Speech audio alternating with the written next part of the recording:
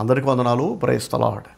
నా ప్రియ సహోదరి సహోదరులారా, ఆదివారం సంఘ ఆరాధన గురించి దేవుని వాక్యం ఏం తెలియజేస్తుందో లేఖన ఆధారాలతో స్పష్టంగా అందరికీ అర్థమయ్యేలాగా ఒక సందేశాన్ని రికార్డ్ చేసి అందించమని మన పరిచర్యకు చెందిన విశ్వాసులు చాలామంది చాలా కాలంగా అడుగుతూ వస్తున్నారు. కానీ ఎందుకో నాకు సాధ్యపడలేదు. ఎన్నిసార్లు ప్రయత్నించినా రికార్డింగ్ మధ్యలోనే ఆగిపోయింది. చాలా ఆటంకాలు, సైతాన్ ఆటంకాలు తెలుస్తున్నాయి. పోయిన ఆదివారం అయితే ఈ అంశం గురించే సండే వర్షిప్ అవసరమా, ఎందుకని ఇంట్లో ఉండి సండే రోజు ఆరాధన చేసుకోకూడదు, అలాగే సండే ఆరాధన ఏ ఆదివారం ఎక్కడైనా ఆరాధించచ్చా, ఒక్క వారం ఒక్క చర్చికి వెళ్ళొచ్చా, లేదా ఖచ్చితంగా ఎవరి సంఘానికి వాళ్ళే వెళ్ళాలా, అసలు సంఘ ఆరాధన యొక్క ప్రాముఖ్యత ఏంటి, బైబిల్ ఏం చెప్తుంది అనే విషయాలు వివరంగా పోయిన ఆదివారం రోజు 3 చోట్ల చెప్పా. కానీ ఒక చోట కూడా రికార్డ్ చేయడం సాధ్యపడలా. ఒక చోట అయితే రికార్డింగ్ చేసాం, కానీ లైటింగ్ సరిగ్గా లేదు. కొత్త లైట్లు తెచ్చి బిగించారు మన బ్రదర్స్, చాలా ఖరీదైన లైట్లు. కానీ వాళ్ళు తెలియక వేరే లైట్లు తీసుకొచ్చారు, ఫ్లడ్ లైట్లు, ఎల్ఈడి లైట్లే, కానీ అవి రికార్డింగ్కి పనికిరావు. కూల్ మూన్ లైట్ లాంటి లైట్ ఇచ్చే లైట్లు కావాలి మనకి. సో అవి ఏంటనేది నేను ఫోటోలు పెట్టా, తెచ్చేస్తారు. ప్రభు చిత్తమైతే రేపటి ఆదివారం నుండి లేదా ఆ పై వారం నుండి రెగ్యులర్గా ఎవ్రీ సండే వర్షిప్ని రికార్డ్ చేసి ఎడిట్ చేసి అందరికీ అందించే ప్రయత్నం చేస్తాను. మెట్టుకు ఇప్పుడైతే దేవుని వాక్యం ఏమని చెబుతుంది సంఘ ఆరాధన గురించి, సండే వర్షిప్ గురించి, సంఘ సహవాసం గురించి, విశ్వాసులకు దేవుడు ఏమని ఆజ్ఞ ఇచ్చాడు అనేది మీతో పంచుకోబోతున్నా. మనసు పెట్టి వినండి. దేవుని వాక్యమే కదా మనందరికీ శిరోధార్యం. మన పర్సనల్ బిలీఫ్స్, ఒపీనియన్స్ అన్నీ పక్కన పడేయాలి. నేనేమనుకుంటున్నా, మీరేమనుకుంటున్నారు, వాళ్ళేం చెప్పారు, వీళ్ళేం చెప్పారు అనేది కాదు. నిజంగా దేవుడిని సంతోషపెట్టాలనుకునే వాళ్ళు దేవుడు తన వాక్యంలో ఏదైతే తెలియజేశాడో, స్పష్టంగా తెలియజేశాడో దాన్ని ఖచ్చితంగా అమలు పరచాలి, దానికి లోబడాలి. లేకపోతే బాప్తిసం తీసుకోవటం వల్ల ఉపయోగం లేదు, బైబిల్ చదవటం వల్ల ఉపయోగం లేదు, ప్రార్థన చేయటంలో అసలు మీనింగే లేదు. దేవుని వాక్యానికి తల వంచాలి, ఖచ్చితంగా లోబడాలి. విధేయులకే దేవుడు కదా. నేను అబ్రహాము, ఇస్సాకు, యాకోబుల దేవుడిని అంటాడు దేవుడు. ఎందుకు ఆ మాట అన్నాడంటే వాళ్ళు ముగ్గురు కూడా 3 తరాలకు చెందిన భక్తులు, ప్రవక్తలు, విశ్వాసులు, విశ్వాసులకు మూలపురుషులు వాళ్ళు, విశ్వాసులకు తండ్రులు వాళ్ళు. నేను అబ్రహాము, ఇస్సాకు, యాకోబుల దేవుణ్ణి అని దేవుడు పదే పదే ఎందుకు చెప్పుకొచ్చాడంటే వాళ్ళు విధేయులయ్యారు దేవునికి. పొరపాట్లు చేశారు, తప్పులు చేశారు, కానీ సరి చేసుకున్నారు. అల్టిమేట్గా దేవునికి వాళ్ళు లోబడ్డారు, తమను తాము దేవునికి అనుకూలంగా మార్చుకున్నారు. కాబట్టి నేను నీ దేవుణ్ణి అని దేవుడు నా గురించి చెప్పాలంటే, మీ గురించి చెప్పాలంటే మనం కూడా దేవునికి లోబడాలి. విధేయత లేని భక్తికి అసలు అర్థం లేదు. విధేయత లేని వాక్య ధ్యానానికి, వాక్య పఠనానికి, పాటలకి, వర్షిప్కి, ప్రార్థనకి ఉపయోగం లేదు. సాతాను కూడా చాలా జ్ఞానం కలిగిన వాడు, దేవుని గురించిన జ్ఞానం వాడికి చాలా ఉంది. కానీ వాడికి నిజమైన విశ్వాసులకు తేడా ఏంటో తెలుసా? వాడికి అన్నీ తెలుసు, కానీ ఏది జరిగించడు. దేవుడికి ఏం కావాలో వాడికి తెలుసు, దేవుడు ఏం చెప్పాడో సాతానుకు తెలుసు, ఏం చేస్తే దేవుడు సంతోషపడతాడో వాడికి తెలుసు, ఏం చేస్తే దేవుని కోపం రగులుకుంటుందో వాడికి తెలుసు. కానీ వాడు దేవుడు చెప్పింది ఏదీ చేయడు, ఒకటి కూడా చేయడు. పైగా వాడు ఎందుకు చేయట్లేదో, అది ఎందుకు కరెక్టో మళ్ళీ ఆ అవిధేయతను సమర్థించుకోవడానికి మళ్ళీ వాక్యాన్ని వాడతాడు వాడు. ఈనాడు సాతాను సంబంధులు, దుష్ట సంబంధులు చాలామంది దేవుని వాక్యాన్ని వక్రీకరిస్తున్నారు, వాళ్ళకు అనుకూలంగా మార్చుకుంటున్నారు. దేవుని వాక్యంలో దేవుడు ఇలా చెప్పాడు కదా అని చెప్పి దేవుని వాక్యాన్ని చూపిస్తూ పెడార్థం తీస్తున్నారు. మిస్ఇంటర్ప్రిటేషన్ అంటారు దాన్ని, తప్పుగా అర్థం చెప్పటం. అర్థమవుతుందా? తప్పు చేస్తేనే దేవుడు తంతాడు, శిక్షిస్తాడు. పైగా దేవుని మాటలను వక్రీకరిస్తే మామూలుగా తానడు దేవుడు. సరే, ఇక వాక్యంలోకి వెళ్దాం. సండే వర్షిప్ అవసరమా అంటే దేవుని వాక్యం ఏం చెప్తుందంటే సూటిగా ఖచ్చితంగా సంఘ ఆరాధన కావాలి. సంఘము అంటే క్రీస్తు శరీరము. క్రీస్తేమో ఆ శరీరానికి శిరస్సు అయి ఉన్నాడు, సంఘమేమో ఆయన దేహం అంట, ఆయన శరీరం. మరి విశ్వాసులు ఎవరు అని అంటే క్రీస్తు శరీరములోని వేరు అవయవాలు, various organs of body of Jesus Christ. మీరు క్రీస్తు దేహానికి చెందిన వాళ్ళైతేనే పరలోక రాజ్యంలో ప్రవేశం ఉంటుంది. యేసుక్రీస్తు పరలోకానికి వెళ్తున్నాడు అంటే అర్థం ఏంటంటే ఆయన శిరస్సుతో పాటు ఆయన దేహం కూడా వెళుతుంది. దేహం వెళుతుందంటే ఎవరా దేహం? ఎవరో కాదు, యేసుక్రీస్తునందు విశ్వాసం ఉంచి యేసు రక్తములో కడగబడి బ్యాప్టిజం తీసుకొని నమ్మకంగా ప్రతి ఆదివారము మిగతా విశ్వాసులతో, విశ్వాసులైన ఒక కుటుంబం, విశ్వాసులైన ఇతర కుటుంబాలతో కలిసి ప్రభువుని ఆరాధిస్తారు. చూసారా, వీళ్ళు మాత్రమే క్రీస్తు శరీరములోని భాగాలు. మనసులో పెట్టుకోండి. ఇది చాలామంది నమ్మచ్చు, చాలామంది నమ్మకపోవచ్చు. మీ నమ్మకంతో నాకు పని లేదు. నమ్మేవాళ్ళు నమ్మండి, నమ్మని వాళ్ళు నమ్మద్దు. ఎందుకంటే మీరు నమ్మటం వలన నమ్మకపోవటం వలన ఏం ఫరక్ పడదు కదా. దేవుని వాక్యం ఏమైనా మారిపోతుందా? దేవుడు ఏమైనా బాధపడతాడా? చెప్పండి, నేనేమైనా బాధపడతానా? కనుక దేవుని వాక్యం ఎంతో స్పష్టంగా తెలియజేస్తుంది. క్రీస్తు శరీరములో భాగమై ఉండాలంటే ఖచ్చితంగా సండే వర్షిప్ కావాలి. సంఘముతో కలిసి మిగతా విశ్వాసులందరూ ప్రభు శరీరం అని భావించి విరవబడ్డ రొట్టెను తినాలి. ఇది యేసు రక్తము అని భావించి ప్రార్థన చేసుకొని దైవజనుడిస్తున్న ద్రాక్ష రసం తాగాలి. ఎవరైతే ప్రభు శరీరము తినరో, ఎవరైతే ప్రభు రక్తము త్రాగరో, ఎవరికైతే మిగతా విశ్వాసులతో, విశ్వాసులైన మిగతా కుటుంబాలతో కలిసి సంఘముగా కూడుకోవటం అనేది జరిగించరో వీరికి ప్రభువులో భాగము లేదు. సరే చూద్దాం బైబిల్ ఏం చెప్తుందో. మొదట అపోస్తల కార్యాలు 20వ అధ్యాయము 7వ వచనం. ఆదివారమున మేము రొట్టె విరుచుటకు కూడినప్పుడు పౌలు మరునాడు వెళ్ళనయుండి వారితో ప్రసంగించుచు అర్ధరాత్రి వరకు విస్తరించి మాట్లాడుచుండెను. ప్రైజ్ ది లార్డ్, హల్లెలూయా. ఆదివారమున మేము రొట్టె విరుచుటకు కూడినప్పుడు, చూసారా, సండే రోజున ఎందుకు కూడాలి అని అంటే ఆదివారం రోజున ప్రభు అయిన యేసుక్రీస్తు వారు మరణాన్ని జయించి పునరుద్ధానుడయ్యాడు కనుక ఆ రోజు ప్రభు దినము అని మొదటి తరం క్రైస్తవులు ఫిక్స్ అయిపోయారు. వాళ్ళు ఎందుకు ఫిక్స్ అయ్యారు? పరిశుద్ధాత్మ దేవుడు వారిని ప్రేరేపించాడు కనుక, దేవుడు వాళ్ళకి తెలియజేశాడు కనుక. మీరు గమనిస్తే అపోస్తల కార్యాల్లో మొదటి తరము అపోస్తలులు కానివ్వండి, విశ్వాసులు కానివ్వండి, భక్తులైన వాళ్ళందరూ తమంతట తామే ఏది మాట్లాడలేదు, ఏది చేయలేదు. ఏం చేసినా దేవుని దగ్గర కనిపెట్టి ప్రార్థన చేసి దేవుని చిత్తం ఏంటో గ్రహించి దేవుని ఆజ్ఞ మేరకు మాత్రమే వాళ్ళు ఏదైనా చేశారు, ఏదైనా మాట్లాడారు, ఏదైనా ఇలా మనకి పత్రికల ద్వారా రాసి అందించారు. ప్రతిదీ దేవుని ఆజ్ఞ, ప్రతిదీ దేవుని ప్రేరేపణ, వాళ్ళ సొంత అభిప్రాయం కాదు. పేతురేం పిచ్చోడై ఆదివారం రోజున అందరూ కూడుకోవాలి అనేది ఏకీభవించలేదు. అపోస్తలుడైన పౌలు, మిగతా అపోస్తలులు అందరూ కూడా అజ్ఞానంతో తెలివి లేక విశ్వాసులందరూ ఆదివారం రోజున గ్యాదర్ అవ్వలేదు. సరే, మరొక వాక్యం చూద్దాం. అపోస్తలుడైన పౌలు రాసిన పత్రికలు మనం చదువుకుంటున్నాం. ఆ పౌలు భక్తుడంట ఆదివారం రోజున రొట్టె విరుచుటకు మేము కూడినప్పుడు అని స్పష్టంగా ఇక్కడ తెలియజేస్తుంది దేవుని వాక్యం. ఆదివారం రోజు ఎందుకు కూడుకోవాలంటే మిగతా రోజుల్లో కూడా కూడుకుందామంటే మరి పనులు మానేసి కూడుకోలేం కదా, గ్యాదర్ అవ్వలేం కదా. బతకడానికి పనులు చేయాలి, పిల్లలైతే చదువుకోవాలి, వ్యాపారాలు చేసుకోవాలి. మరి వారమంతా వ్యాపారాలు చేసుకొని చదువుకొని మన పనులు మనం చేసుకుంటున్నాం, మన కొరకు మనం వాడేసుకుంటున్నాం వారం అంతా. మరి ప్రభువు కూడా ఏదో ఒక రోజు డెడికేట్ చేయాలిగా. పాత నిబంధనలో అయితే దేవుడు ఎంతో స్పష్టంగా ఆజ్ఞాపించాడు. 7వ రోజు విశ్రాంతి దినము, అది దేవుని దినము. ఆ రోజు ఏ పని చేయడానికి వీల్లేదు. ఎవడు స్కూల్కి వెళ్ళకూడదు, ఎవడు షాపులు ఓపెన్ చేయకూడదు, జాబ్స్ చేయకూడదు. ఆ రోజు విశ్రాంతి దినము దేవునికి డెడికేట్ చేసేయండి అన్నాడు దేవుడు. కొత్త నిబంధనకు వచ్చేసరికి యేసుక్రీస్తు విశ్రాంతి దినానికి కూడా ప్రభు అట. అన్ని రోజులు విశ్రాంతే మనకి, ఇంకా కేవలం ఒకరోజు మాత్రమే కాదు. అయితే ప్రభువును ఆరాధించడానికి ఏదో ఒక రోజు డెడికేట్ చేయాలి. అయితే ఏ రోజు చేయాలి గమనించండి. ప్రకటన గ్రంథం రాసిన యోహాను ప్రభు దినమున నేను పరవశుడనై ఉండగా అంటూ రాస్తాడు. ప్రభు దినం అంటే ఏ దినం? ఆదివారమే. ఆ రోజు ప్రభు అయిన యేసుక్రీస్తు వారు మరణాన్ని జయించి తిరిగి లేచాడు కనుక అది ప్రభు దినం అయిపోయింది. ఈనాడు యూనివర్సల్గా, వరల్డ్ వైడ్గా సండే పబ్లిక్ హాలిడే కదండి. ఎక్కడో ఒక చోట ఉండొచ్చేమో ఏ దేశంలోనైనా, కానీ నాకు తెలిసినంత వరకు వరల్డ్ వైడ్గా సండే అనేది పబ్లిక్ హాలిడే.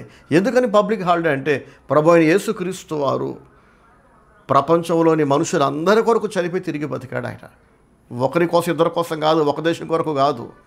మరి అందరూ గౌరవిస్తున్నారు సండేని. ప్రభు తెలియని వాళ్ళైతే ఆ రోజు హాలిడే పెట్టుకుని ఇంట్లో టీవీ చూస్తారు, సినిమాలు చూస్తారు, వంటలు వండుకుంటారు, ఇంకేవో పనులు చేసుకుంటారు. వాళ్ళకి సంఘ ఆరాధన ఉండదు. కానీ ప్రభువుని నమ్మినోడు కూడా మళ్ళీ అవిశ్వాసులాగా, అన్యుడిలాగా సంఘ ఆరాధన లేకుండా తింటూ సినిమాలు చూస్తూ, లేదా ఇంట్లోనే ప్రార్థన చేసుకుంటున్నాం మేము సంఘ ఆరాధన లేకపోయినా మేము బాగానే ఉన్నాం అంటే, దేవుని సేవకుడిగా, దేవుని ప్రతినిధిగా అధికారికంగా చెప్తున్నాను నా ప్రియ సహోదరి సహోదరులారా, ఎవరెవరికైతే సంఘ ఆరాధన ఉండదో, అంటే సంఘ ఆరాధన అంటే ఏంటండి? మిగతా విశ్వాసులైన మిగతా కుటుంబాలతో మనము, అంటే మన కుటుంబము, మన కుటుంబీకులు కలిసి ఆరాధించటం. అది లేని వారు ప్రభు శరీరంలో భాగము లేదు. ఇందులో డౌట్ లేదు ఇంకా. సో ఇంత చెప్పినట్టు మళ్ళీ చెప్తున్నా, నమ్మని వారు నమ్మకపోవచ్చు, అది మీ ఇష్టం. కాలము చెబుతుంది, నేను బలంగా నమ్ముతాను. గతాన్ని భవిష్యత్తుని కలిపేది కాలమే. గతంలో తీసుకున్న నిర్ణయాలు భవిష్యత్తులో రిఫ్లెక్ట్ అవుతున్నాయి. ఎందుకంటే ఒక unseen card is passing through our past and future. కంటికి కనిపించని ఒక దారము లాంటిది గతములో నుండి భవిష్యత్తులోకి అలా పాస్ అవుతుంది. ఏంటి ఆ దారం అంటే, మనము మాట్లాడిన మాటల ఫలితము, మనం చేసిన పనుల ఫలితము, మనం తీసుకున్న నిర్ణయాల ఫలితము, ఇవన్నీ భవిష్యత్తులో రిఫ్లెక్ట్ అవుతున్నాయి. అక్కడ విత్తనం వేస్తున్నాం, గతంలో భవిష్యత్తులో పంటకు వస్తున్నాం. మనిషి ఏమి విత్తునో ఆ పంట కోయునన్నాడు దేవుడు. మన ఇష్టం వచ్చినట్టు మనం విత్తనాలు విత్తుకుంటూ పోతే పంట నేను కోయును అంటే నీకు ఆప్షన్ లేదు, దేవుడు ఇచ్చేస్తాడు. పంట అంటే ఏంటో కాదు, the result of your words, your thoughts, your decisions and your deeds. నువ్వు ఏదైతే ఆలోచించావో, మాట్లాడావో, చేసావో వాటి ఫలితం నువ్వు అనుభవించేలా దేవుడు చేస్తాడు. నాకు వద్దు అని నువ్వు పారిపోలేవు. అలాగే నీతిమంతులైన వాళ్ళు కూడా గతములో వాళ్ళు దేవుని కొరకు బ్రతికిన నీతిగల బ్రతుకు, వాక్యానికి లోబడి బ్రతికిన బ్రతుకు, దేవుని చిత్తాన్ని తెలుసుకొని జరిగించిన జీవితం, వీటన్నిటికీ భవిష్యత్తులో దేవుడు పంట ఇవ్వబోతున్నాడు. భవిష్యత్తు అంటే చూడండి, రేపు కూడా భవిష్యత్తే కదా, ఎల్లుండి కూడా భవిష్యత్తే కదా. కొన్నిసార్లు దేవుడు వెనువెంటనే ఆయన ప్రతిఫలం ఇచ్చేస్తుంటాడు. కొన్నిసార్లు రేపిస్తాడు, కొన్నిసార్లు వచ్చే సంవత్సరం ఇస్తాడు, కొన్నిసార్లు ఇంకా ఆలస్యంగా ఇస్తాడు. కానీ ఏది ఎప్పుడు ఇవ్వాలో ఆయనకు బాగా తెలుసు. కానీ ఇస్తాడు ఖచ్చితంగా. కీర్తనలో మనం చూస్తాం, నా దోషములు నన్ను తరిమి పట్టుకొనగా నేను తల ఎత్తి చూడలేకపోతిని అంటాడు దావీదు. ప్రైజ్ ది లార్డ్, హల్లెలూయా. నా వెనక అందరూ రిపీట్ చేయండి ఒకసారి. చాలా అద్భుతమైన వాక్యం ఇది. నా దోషములు నన్ను తరిమి పట్టుకొనగా నేను తల ఎత్తి చూడలేకపోతిని. గతంలో దోషాలు చేసేసాం. దోషం అంటే it's nothing but disobedience to God's word. It's rebellion, తిరుగుబాటు, అవిధేయత, ఇట్స్ యారోగెన్స్. ఆ గర్వము, అవిధేయత, తిరుగుబాటు. అప్పుడేం కాలేదు, ఏం కావట్లేదు కదా అని చెప్పేసి ఇష్టం వచ్చినట్టు అవిధేయులై, గర్విష్ఠులై, ఇష్టానుసారంగా బతికేసి దేవుని ఇష్టం ప్రకారం బతకకుండా, తెలియక కొన్నిసార్లు తెలిసాక కూడా మొండిగా గర్వంగా చేసిన వాళ్ళు భవిష్యత్తులో ఎవరి తప్పులు వారిని తరిమి పట్టుకుంటాయంట. తప్పించుకునే అవకాశమే లేదు. ఎప్పుడో చేసిన క్రైమ్కి 30 ఏళ్ల తర్వాత పోలీసులు గుర్తుపట్టి పలానా చోట ఉన్నది వాడే, ఆ క్రైమ్ చేసినోడు వీడే, ఆ రోజు తప్పించుకున్నాడని చెప్పి పట్టుకున్నారు. అలా దొరికిపోయిన క్రిమినల్స్ ఉన్నారండి. మనుషులే పట్టుకోగలిగితే, ఈ లోకములోని మానవ ప్రభుత్వాలే, అధికారులే పట్టుకోగలిగితే నేరస్తులను కాస్త ఆలస్యంగానైనా, జీవము కలిగిన దేవుని కనుసన్నల నుంచి మనం తప్పించుకోగలమా, పారిపోగలమా? 139వ కీర్తనలో దావీదు అంటాడు, నీ సన్నిధిలో నుంచి నేను ఎక్కడికి పారిపోతాను ప్రభువా? నేను తప్పించుకోగలనా? ఆకాశానికి ఎక్కి వెళ్ళిపోతే అక్కడ నువ్వు ఉంటావు, సముద్ర దిగంతాల దగ్గరికి వెళ్ళిపోతే అక్కడ నువ్వు ఉంటావు, భూమి యొక్క అగాధ స్థలాలకు వెళ్ళిపోతే గాఢాంధకారము నన్ను మరుగు చేయును అని అనుకుంటే గాఢాంధకారం అసలు నీకు అంధకారమే కాదంటాడు. దేవునికి మహిమ కలుగును గాక, హల్లెలూయా. దేవునికి దూరంగా వెళ్ళి దాక్కోవటం అసాధ్యం, దొరికిపోక తప్పదు. దొరికిపోతాం ఎలాగో. అసలు అవిధేయులు అవ్వటం ఎందుకు, గర్వం ఎందుకు, తిరగబడటం ఎందుకు, తర్వాత దేవుడు తంతున్నప్పుడు మళ్ళీ ఎడవటం ఎందుకు కదా? ఇక్కడ ఏడవటం ఎందుకు అనే ప్రస్తావన వచ్చింది కాబట్టి చెప్తా. ఏడుపు ప్రతిసారి ఒకే స్థాయిలో ఉండదు, తెలుసా ఆ విషయం మీకు? గతంలో దేవుడు ఎవరినైనా మొట్టమొదటే దేవుడు చావు దెబ్బ కొట్టడండి, చావు దెబ్బ కొట్టడు. మారతారనుకొని దేవుడు చిన్న దెబ్బలు కొడతాడు. ఆ తర్వాత కూడా మారకుండా ఆ అవిధేయతా స్థితిలో కొనసాగితే దేవుడు కాస్త గట్టిగా తంతాడు. అప్పుడు కూడా మారకపోతే ఆ పనిష్మెంట్ తీవ్రతను దేవుడు పెంచుతూ పోతాడు.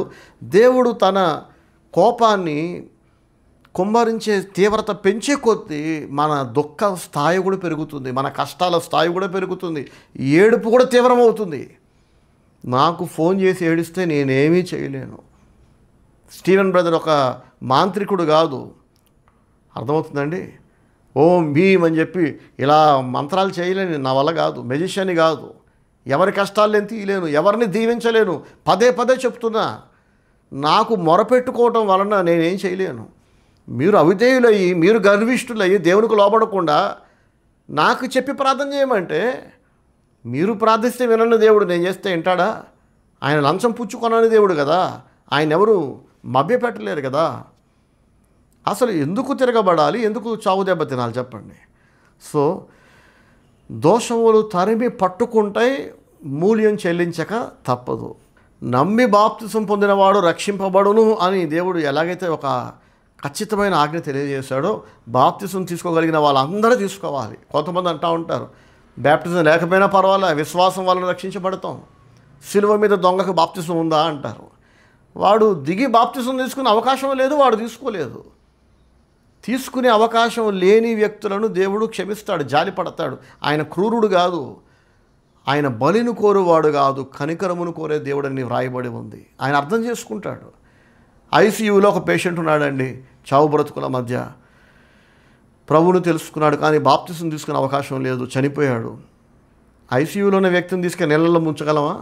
అవకాశం లేదుగా. అలాగే అరబ్ కంట్రీస్లో నీళ్లు ఉండవు, తాగడానికి ఒక చుక్క నీరు దొరకదు. వాళ్ళని ఏ చెరువులో ముంచగలం మనం? తాగడానికే నీళ్ళు దొరకని చోట మనిషిని ముంచేంత నీళ్ళు ఎక్కడ ఉంటాయి?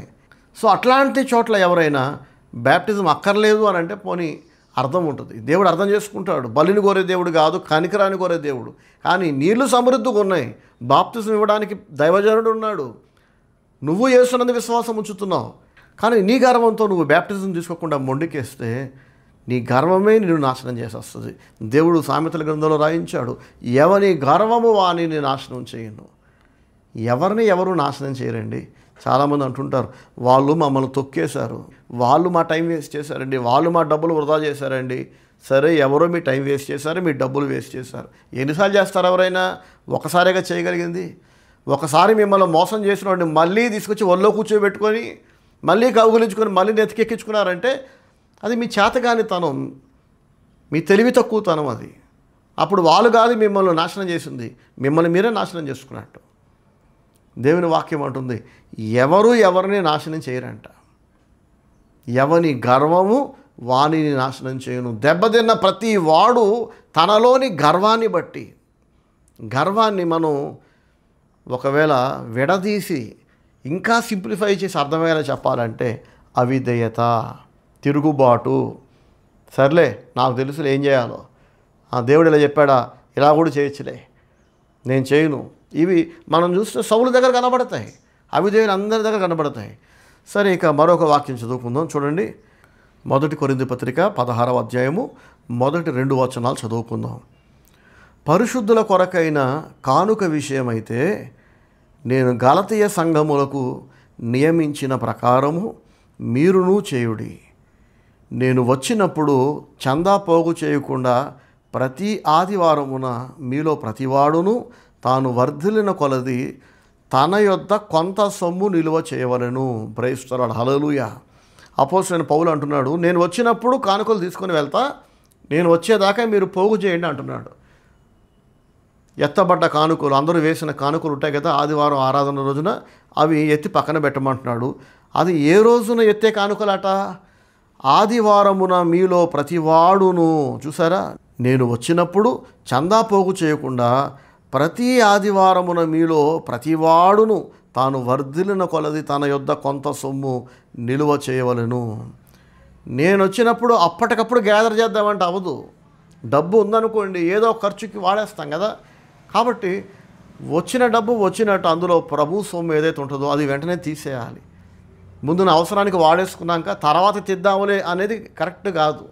కాబట్టి దానికి మంచి వేదిక ఏంటంటే ఆదివారం ఆరాధన అని ఎవరు చెప్తున్నారు? కొత్త నిబంధన మోషే అని పిలువబడ్డ అపోస్తలుడైన పౌలు చెప్తున్నాడు. పౌలు భక్తుడిని కొత్త నిబంధన మోషే అంటారు చాలామంది బైబిల్ పండితులు, బైబిల్ మేధావులు. పాత నిబంధనలో మోషే భక్తుని ద్వారా దేవుడు ఎలాగైతే ఒక ధర్మశాస్త్రాన్ని ఇచ్చాడో ఇజ్రాయేలీయులకు, అలాగే కొత్త నిబంధనలో అపోస్తలుడైన పౌలు ద్వారా సంఘం ఎలా ఉండాలి, విశ్వాసులు ఎలా ఉండాలి, ప్రభువుని చేరుకోవాలంటే ఎలా బ్రతకాలి, తీర్పు గురించి, రెండవ రాకడ గురించి, ఒకటేంటండి క్రైస్తవ విశ్వాస పునాదికి కావలసినవన్నిటి గురించి అపోస్తలుడైన పౌలు చేత ప్రభు స్పష్టంగా రాయించి పెట్టాడు. కాబట్టి పౌలు భక్తుడు చెప్పాక ఇంకా సెకండ్ థాట్ ఉందంటే ఇక వాడు నాశనానికి పుట్టినోడే. ఇక సమర్థవంతంగా తనను తాను నాశనం చేసుకునే ఉద్దేశం ఉంటే తప్ప ఇంత క్లియర్గా బైబిల్లో దేవుడు చెప్పాక సంఘ ఆరాధనను నిర్లక్ష్యం చేస్తున్నారంటే these people are born to die in eternal lake of fire. రెండవ మరణం, డై అంటే మళ్ళీ మొదటి మరణం కాదు. మొదటి మరణంలో దేహం మరణిస్తుంది. రెండవ మరణములో ప్రాణాత్మ దేహాలు యుగ యుగాల పాటు నిత్యత్వం అంతా నిత్య నరకాగ్నిలో కాల్చబడుతుంది. నరకము గురించి కూడా ఒక వాక్యం రికార్డ్ చేసి అందించమని ఎంతమంది అడుగుతున్నారో, కానీ వీలు కుదరాలి కదా. చూడండి, కాస్త టైం దొరికింది, వరుసగా రికార్డ్ చేసి అందిస్తున్నా.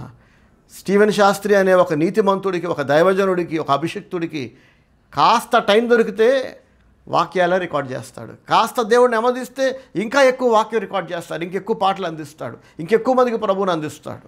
నాకు డబ్బు ఎక్కువ ఇచ్చినా, నెమ్మది ఎక్కువ ఇచ్చినా, టైం ఎక్కువ ఇచ్చినా, నాకు దేవుడు ఆశీర్వాదకరమైంది నాకు ఏది ఇచ్చినా అది తిరిగి దేవుని కొరకే వాడతాను నేను. మీరు ఎలా వాడుతున్నారు చెప్పండి? మీకు దేవుడు ఎక్కువ డబ్బు ఇచ్చాడు, డబ్బు లేనంతకాలం దేవుడు కావాలి, మీకు చర్చి కావాలి, మీ పాస్టర్ కావాలి. కాస్త డబ్బు వచ్చింది, జాబ్ దొరికింది, ఒక అమ్మాయి మాయమైపోయింది. స్టీవెన్ అన్న మీరు మాకు నాన్నలాగా, అమ్మలాగా, తండ్రిలాగా అని సొలు కబుర్లు 100 మాట్లాడింది. ఈ మాటలన్నీ తీర్పు రోజున ఆమెని కడిగి పారేయబోతున్నాయి, కాల్చేయబోతున్నాయి. ఆమెని సిగ్గుతో, అవమానంతో ఆమె పరివారం తలదించుకోబోతున్నారు. దేవుడు అడుగుతాడు, రీజన్స్ అడుగుతాడు. మీరు చెప్పే కారణాలు దేవుని దృష్టికి, వాక్యం దృష్టికి అవి సరైనవిగా కనబడితే కనుక మీరు బతుకుతారు. కానీ మీరు చెప్పే సొలు కారణాలు, సిల్లీ రీజన్స్ కనుక, ఈ కారణంతో తండ్రిలాగా నువ్వు అన్నావంటే తండ్రిలాగా ఆయన నీ పట్ల ప్రేమ చూపించాడు, బాధ్యత కలుగున్నాడు. మరి కూతురులాగా నీ ప్రేమ ఏది? ఎక్కడ చూపించావు నువ్వు? ఎందుకు దూరం అయ్యావని దేవుడు లెక్క అడుగుతాడు ఖచ్చితంగా. ఒకవేళ మనం చెప్పే కారణాలు కనుక సరిపోకపోతే దేవుడు శిక్షిస్తాడు తప్పకుండా. తండ్రిలాగా నిజంగానే ఆయన తండ్రి ప్రేమ మీ పట్ల చూపించి ఉండుంటే మరి పిల్లల్లాగా, కూతురులాగా మీ ప్రేమ మీ తండ్రి పట్ల మీరు ఎందుకు చూపించాలా? ఎక్కడ వచ్చారు మీరు? ఏది మీ డబ్బు? ఏది మీ సహాయం? ఏది మీ సహకారం? ఏది? డబ్బు ఒకటే కాదండి సహాయం అంటే, మనసులో పెట్టుకోండి. చాలామంది అనుకుంటారు నేను డబ్బు ఇచ్చేస్తున్నాం కదా బ్రదర్ మీకు, ఇక మాతో మీకు పని ఏంటి? మీతో నాకే పని లేదు. మీ మీద మోజుతోనో, మీ మీద ప్రేమతోనో, మీ కొరకు పడి చచ్చిపోయి కాదు మిమ్మల్ని ఎవరినైనా చర్చికి రమ్మన్నది. డబ్బు ఒకటే ప్రేమ చూపించడానికి రుజువా? బైబిల్ చెప్పిన రుజువా చెప్పండి? మన దేహాలతో ప్రభు సన్నిధిని కనపడాలి. ఆమెనందామా? నీ డబ్బు ఒకటే దేవుని దగ్గర కనబడుతుంది, కానీ నీ దేహం కనబడట్లేదు. దీని గురించి 3 ఏళ్ల క్రితం ఒక వాక్యం రికార్డ్ చేసి యూట్యూబ్లో అందించా. అంటే ఇవాళ కొత్తగా నేను చెప్పటం కాదు, పదే చెప్పినవే మళ్ళీ చెబుతున్నాను. నీ దేహముతో నువ్వు దేవుని సన్నిధిలో కనిపించకపోతే అది నీ పాలిట పాపముగా, నేరముగానే పరిగణించబడుతుంది. సో పౌలు భక్తుడు అంటున్నాడు, కానుకల విషయమైతే ఇలా చేయండి అని గలతీయులకు ఏదైతే చెప్పానో గలతీయ సంఘాలకి అదే మీకు కూడా చెప్తున్నా అంటున్నాడు. కొరింథీ సంఘానికి మీరు కూడా అలాగే చేయండి. ఎలా చేయాలంట? నేను వచ్చినప్పుడు చందా పోగు చేయటం కాదు, ప్రతి ఆదివారమున మీలో ప్రతివాడును మీరు వర్ధిల్లిన కొలది తన యొద్ద కొత్త సొమ్ము నిల్వ చేయవలను. ఆదివారముననే ఎందుకు చేయాలంటే ఆదివారం రోజే అందరు గ్యాదర్ అవుతారు కాబట్టి.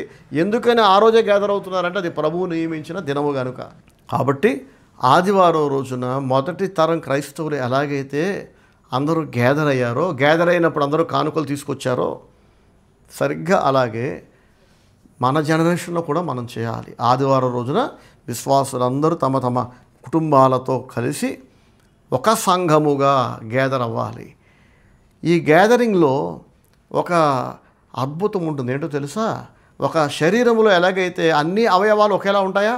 ఉండవు కదా. చెయ్యి ఉన్నట్టు కాలు ఉండదు, కాలు ఉన్నట్టు కన్ను ఉండదు, ఏ అవయవం మరొక అవయవంలా ఉండదు. దేనికి అదే ప్రత్యేకం. అయినప్పటికీ ఇవన్నీ ఒక దేహములోనే దేవుడు అమర్చాడు.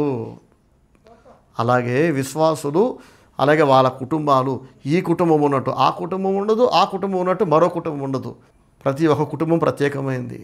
వేరు వేరు బ్యాక్గ్రౌండ్స్ నుంచి, వేరు వేరు కులాల నుంచి, నేపథ్యాల నుంచి, వృత్తుల నుంచి వేరు వేరు బుద్ధులు ఉంటాయి, వేరు వేరు లక్షణాలు ఉంటాయి. కొందరు గర్విష్ఠులై ఉంటారు, కొంతమంది తగ్గింపుతో ఉంటారు, కొంతమందికి అయిన దానికి కాని దానికి ఏడ్చేస్తూ ఉంటారు, కొంతమందికి అయిన దానికి కాని దానికి అందరినీ గిచ్చి ఏడిపిస్తూ ఉంటారు. మంచోళ్ళు ఉంటారు, చెడ్డోళ్ళు ఉంటారు. కానీ ఫైనల్గా వీళ్ళందరూ ఉంటేనే అది చర్చ్ అవుతుంది. కాబట్టి ఏం చేయాలి? కాలులాగా చేయలేదు కాబట్టి చేయి నరికేద్దామా? ఎప్పుడైతే సంఘములోని వేరొక కుటుంబం, వేరొక వ్యక్తి మనలాగా లేరో, మనకి వాళ్ళకి పొసగట్లేదో, కాలులాగా చెయ్యి, చెయ్యిలాగా కన్ను లేదు కదా, కానీ అన్నీ అవసరమే, అన్నీ కలిసి ఒకచోటే ఉండాలి. మళ్ళీ ఒక దేహములోని అవయవాలు ఒకదాన్ని ఒకటి నరుక్కుంటుందా, ఒకదాన్ని ఒకటి భక్షిస్తుందా? చెప్పండి. చెయ్యాలి కారుని నరికేస్తుందా? వేరువేరుగా ఉన్నప్పటికీ వీటన్నిటి గుండా ఒక రక్తమే ప్రవహిస్తుంది. వీటన్నిటిని నియంత్రిస్తుంది ఒక శిరస్సే, ఒక మెదడే వీటిని కంట్రోల్ చేస్తుంది. ఎప్పుడైతే వేరువేరుగా ఉన్న అవయవాలను ఒక శిరస్సు చేత అది అతుకబడి కంట్రోల్ చేయబడుతుందో, ఎలాగైతే వేరువేరు అవయవాలు నరాల చేత ఒక శిరస్సుకి కనెక్ట్ అయి ఉన్నప్పుడు మేము వేరువేరు అవయవాలము అనే ఫీలింగ్ వాటిలో ఉండదు కదా. ఇంకా ఈ చెయ్యిని భక్షించదు, కోసుకోదు, గిచ్చుకోదు కదా. ఈ చేతిని నానోరే కొరుక్కోదు. ఎప్పుడైతే మెదడు ఖరాబ్ అవుతుందో అప్పుడే ఒక అవయవం ఇంకొక దాన్ని పాడు చేసుకుంటాయి. మెంటల్ ఉన్న వాళ్ళు చూడండి, మెంటల్ హాస్పిటల్లో పిచ్చోళ్ళు, వాళ్ళ నాళ్ళే గాయపరుచుకుంటారు, వాళ్ళ నాళ్ళే కొరుక్కుంటారు, గిచ్చుకుంటారు, అందరినీ కరుస్తారు, వాళ్ళే కరుచుకుంటారు కదా. వాళ్ళ చేతులు వాళ్ళు నరుక్కుంటారు, కోసుకుంటారు బ్లేడ్లతోటి. ఎందుకని? వాళ్ళకి పిచ్చి పట్టింది, మెదడు పనిచేయట్లేదు ఇప్పుడు.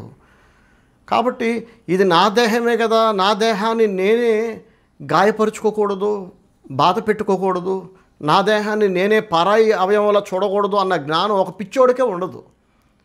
మైండ్ కంట్రోల్లో ఉండి మంచిగా పనిచేస్తున్నవాడు ఎవడైనా తన దేహాన్ని, దేహంలోని మిగతా అవయవాలను ప్రేమిస్తాడు, సంరక్షించుకుంటాడు కదా. కాబట్టి దేవుని వాక్యం చూడండి, ఇవన్నీ ఎక్కడ రాయబడ్డాయంటే 1 కొరింథీ పత్రిక 12వ అధ్యాయము 12 నుంచి వ్రాయబడ్డాయి. ఎలాగూ శరీరము ఏకమై ఉన్నను అనేకమైన అవయవములు కలిగి ఉన్నదో, ఎలాగూ శరీరము యొక్క అవయవములన్నీ అనేకములై ఉన్నను ఒక్క శరీరమై ఉన్నవో అలాగే క్రీస్తు ఉన్నాడు. ప్రైజ్ ది లార్డ్, హల్లెలూయా. క్రీస్తు అలాగే ఉన్నాడంట. ఆయన శిరస్సు, మనందరం ఆయన దేహములోని అవయవాలు. ప్రపంచవ్యాప్తంగా ఉన్న విశ్వాసులందరూ క్రీస్తు శరీరంలోకి వస్తారు. ఎప్పుడైతే మెదడుతో శరీరంలోని అవయవాలన్నీ కనెక్ట్ అయి ఉండవో అప్పుడే దేహము దాన్నదే నాశనం చేసుకుంటుంది. సంఘములోని విశ్వాసుల ముసుగులో కొంతమంది దొంగలు చేరతారు, సైతాను సంబంధులు చేరతారు. వాళ్ళలో క్రీస్తు ప్రేమ ఉండదు. శిరస్సు అయి ఉన్న క్రీస్తులోని నరాలు వీరిలో ప్రవహించదు కనుక వాళ్ళు క్రీస్తు నుండి వేరై ఉంటారు. కాబట్టి విశ్వాసుల నుంచి వేరై ఉంటారు. గుర్తుపెట్టుకోండి, బండ గుర్తు మీకు చెప్తున్నా. సైతాను సంబంధిని మనం ఎలా గుర్తుపట్టచ్చు అంటే, సాతాను సంబంధులు తమ దేహములోని మిగతా అవయవాలతో ఒకటై ఉండరు, వేరై ఉంటారు. వేరై ఉండటములోనే వాళ్ళు సాతాను సంబంధులని చెప్పకనే చెప్తున్నారు. ఇది ఒక బండ గుర్తు, ఇది నేను చెప్పటం కాదు. చూడండి, హెబ్రీయులకు రాసిన పత్రిక 10వ అధ్యాయము 24 నుండి చదువుతున్నా. పౌలు భక్తుడు రాస్తున్నాడు, ఇది కూడా పౌలు భక్తుడు రాస్తున్నాడు. కొత్త నిబంధన మోషే అనే బిరుదు కలిగిన పౌలన్న రాస్తున్నాడు. హెబ్రీ పత్రిక 10:24. బైబిల్ ఉంటే మీ బైబిల్ తీయండి, నాతో పాటు చదవండి, అర్థం చేసుకోండి. కొందరు మానుకొనుచున్నట్టుగా, చూసారా, కొందరు మానుకున్నారంట అప్పట్లో కూడా. ఆ కాలంలోని మొదటి తరం క్రైస్తవులలో కొందరు మానుకొనుచున్నట్టుగా సమాజముగా కూడుట మానక, ఇది అండి సంగతి. సమాజముగా కూడుట మానద్దు. పైగా వేరొకరిని ఎగ్జాంపుల్గా పెడుతున్నారు, వాళ్ళలాగా మీరు చేయొద్దు. ఏం చేశారు వాళ్ళు? సమాజముగా కూడటం మానేశారు, సమాజము నుండి వేరైపోయారు, సమాజంతో కలవట్ల, అతకట్లేదు, పొసగట్లేదు. ఎందుకు పొసగట్ల, ఎందుకు అతకట్లేదు? వాళ్ళు ఈ దేహానికి చెందిన వాళ్ళు కాదా అంటే దేహము నుండి వేరైపోతే తర్వాత అతకదు. ఆట ఆడుతూ ఉండగా ఒక పిల్లోడికి బై మిస్టేక్ యాక్సిడెంటల్గా చెయ్యి తెగిపోయింది, ఇక్కడికి తెగిపోయింది. హాస్పిటల్కి ఆ పిల్లోడితో పాటు చేతిని కూడా తీసుకుని వెళ్ళారు. కానీ డాక్టర్లు ఏం చెప్పారంటే, మీరు తెగిపోయిన చేతిని తీసుకుని వచ్చారు కానీ ఇట్స్ టూ లేట్, చాలా ఆలస్యం అయిపోయింది. తెగి పడిపోయింది సరా, దేహం నుంచి వేరే పడిపోయిన చేతిలోని నరాలు, మాంసపు ముద్దలు, మజిల్ టిష్యూస్ ఉంటాయి కదా, ఇవన్నీ కూడా కుళ్ళిపోవటం ప్రారంభమైంది, చచ్చిపోయినాయి. అందులోని కణాలు, కణజాలం అంటారు. తెగిపోయిన చేతిలో ఉన్న కణజాలం బతుకుండగానే, ఇంకా అవి సజీవంగా ఉండగానే తీసుకొచ్చి అతికిస్తే, ఆపరేషన్ చేస్తే అది అతికేది. కానీ అది చచ్చిపోయినవంట. చచ్చిపోయే అంత గ్యాప్ ఇవ్వకూడదు. తెగిపడింది, as early as possible, as soon as possible operation చేసి అతికిస్తే అది బతుకుతుంది. సమాజముగా కూడుట మానక అని అపోస్తలుడైన పౌలు అంటున్నాడు. కొందరు మానుకొనుచున్నట్లుగా సమాజముగా కూడుట మానక. నా ప్రియ సహోదరి సహోదరులారా, ఎప్పుడైనా ఏ కారణం వలననైనా మీ సంఘం నుండి మీరు దూరం అయితే, కారణం ఏదైనా కావచ్చు, ఆలస్యం పెరిగే కొద్దీ తర్వాత మీరు వచ్చి ఆ సంఘముతో మళ్ళీ అతకటం అనేది చాలా ఇబ్బందికరంగా మారుతుంది. కొన్నిసార్లు ఇక అసాధ్యం. ఈ జీవితకాలంలో ఇక మీరు ఆ సంఘముతో అతకటం అసాధ్యం. ఎందుకంటే మీరు చచ్చిపోయారు ఆత్మీయంగా.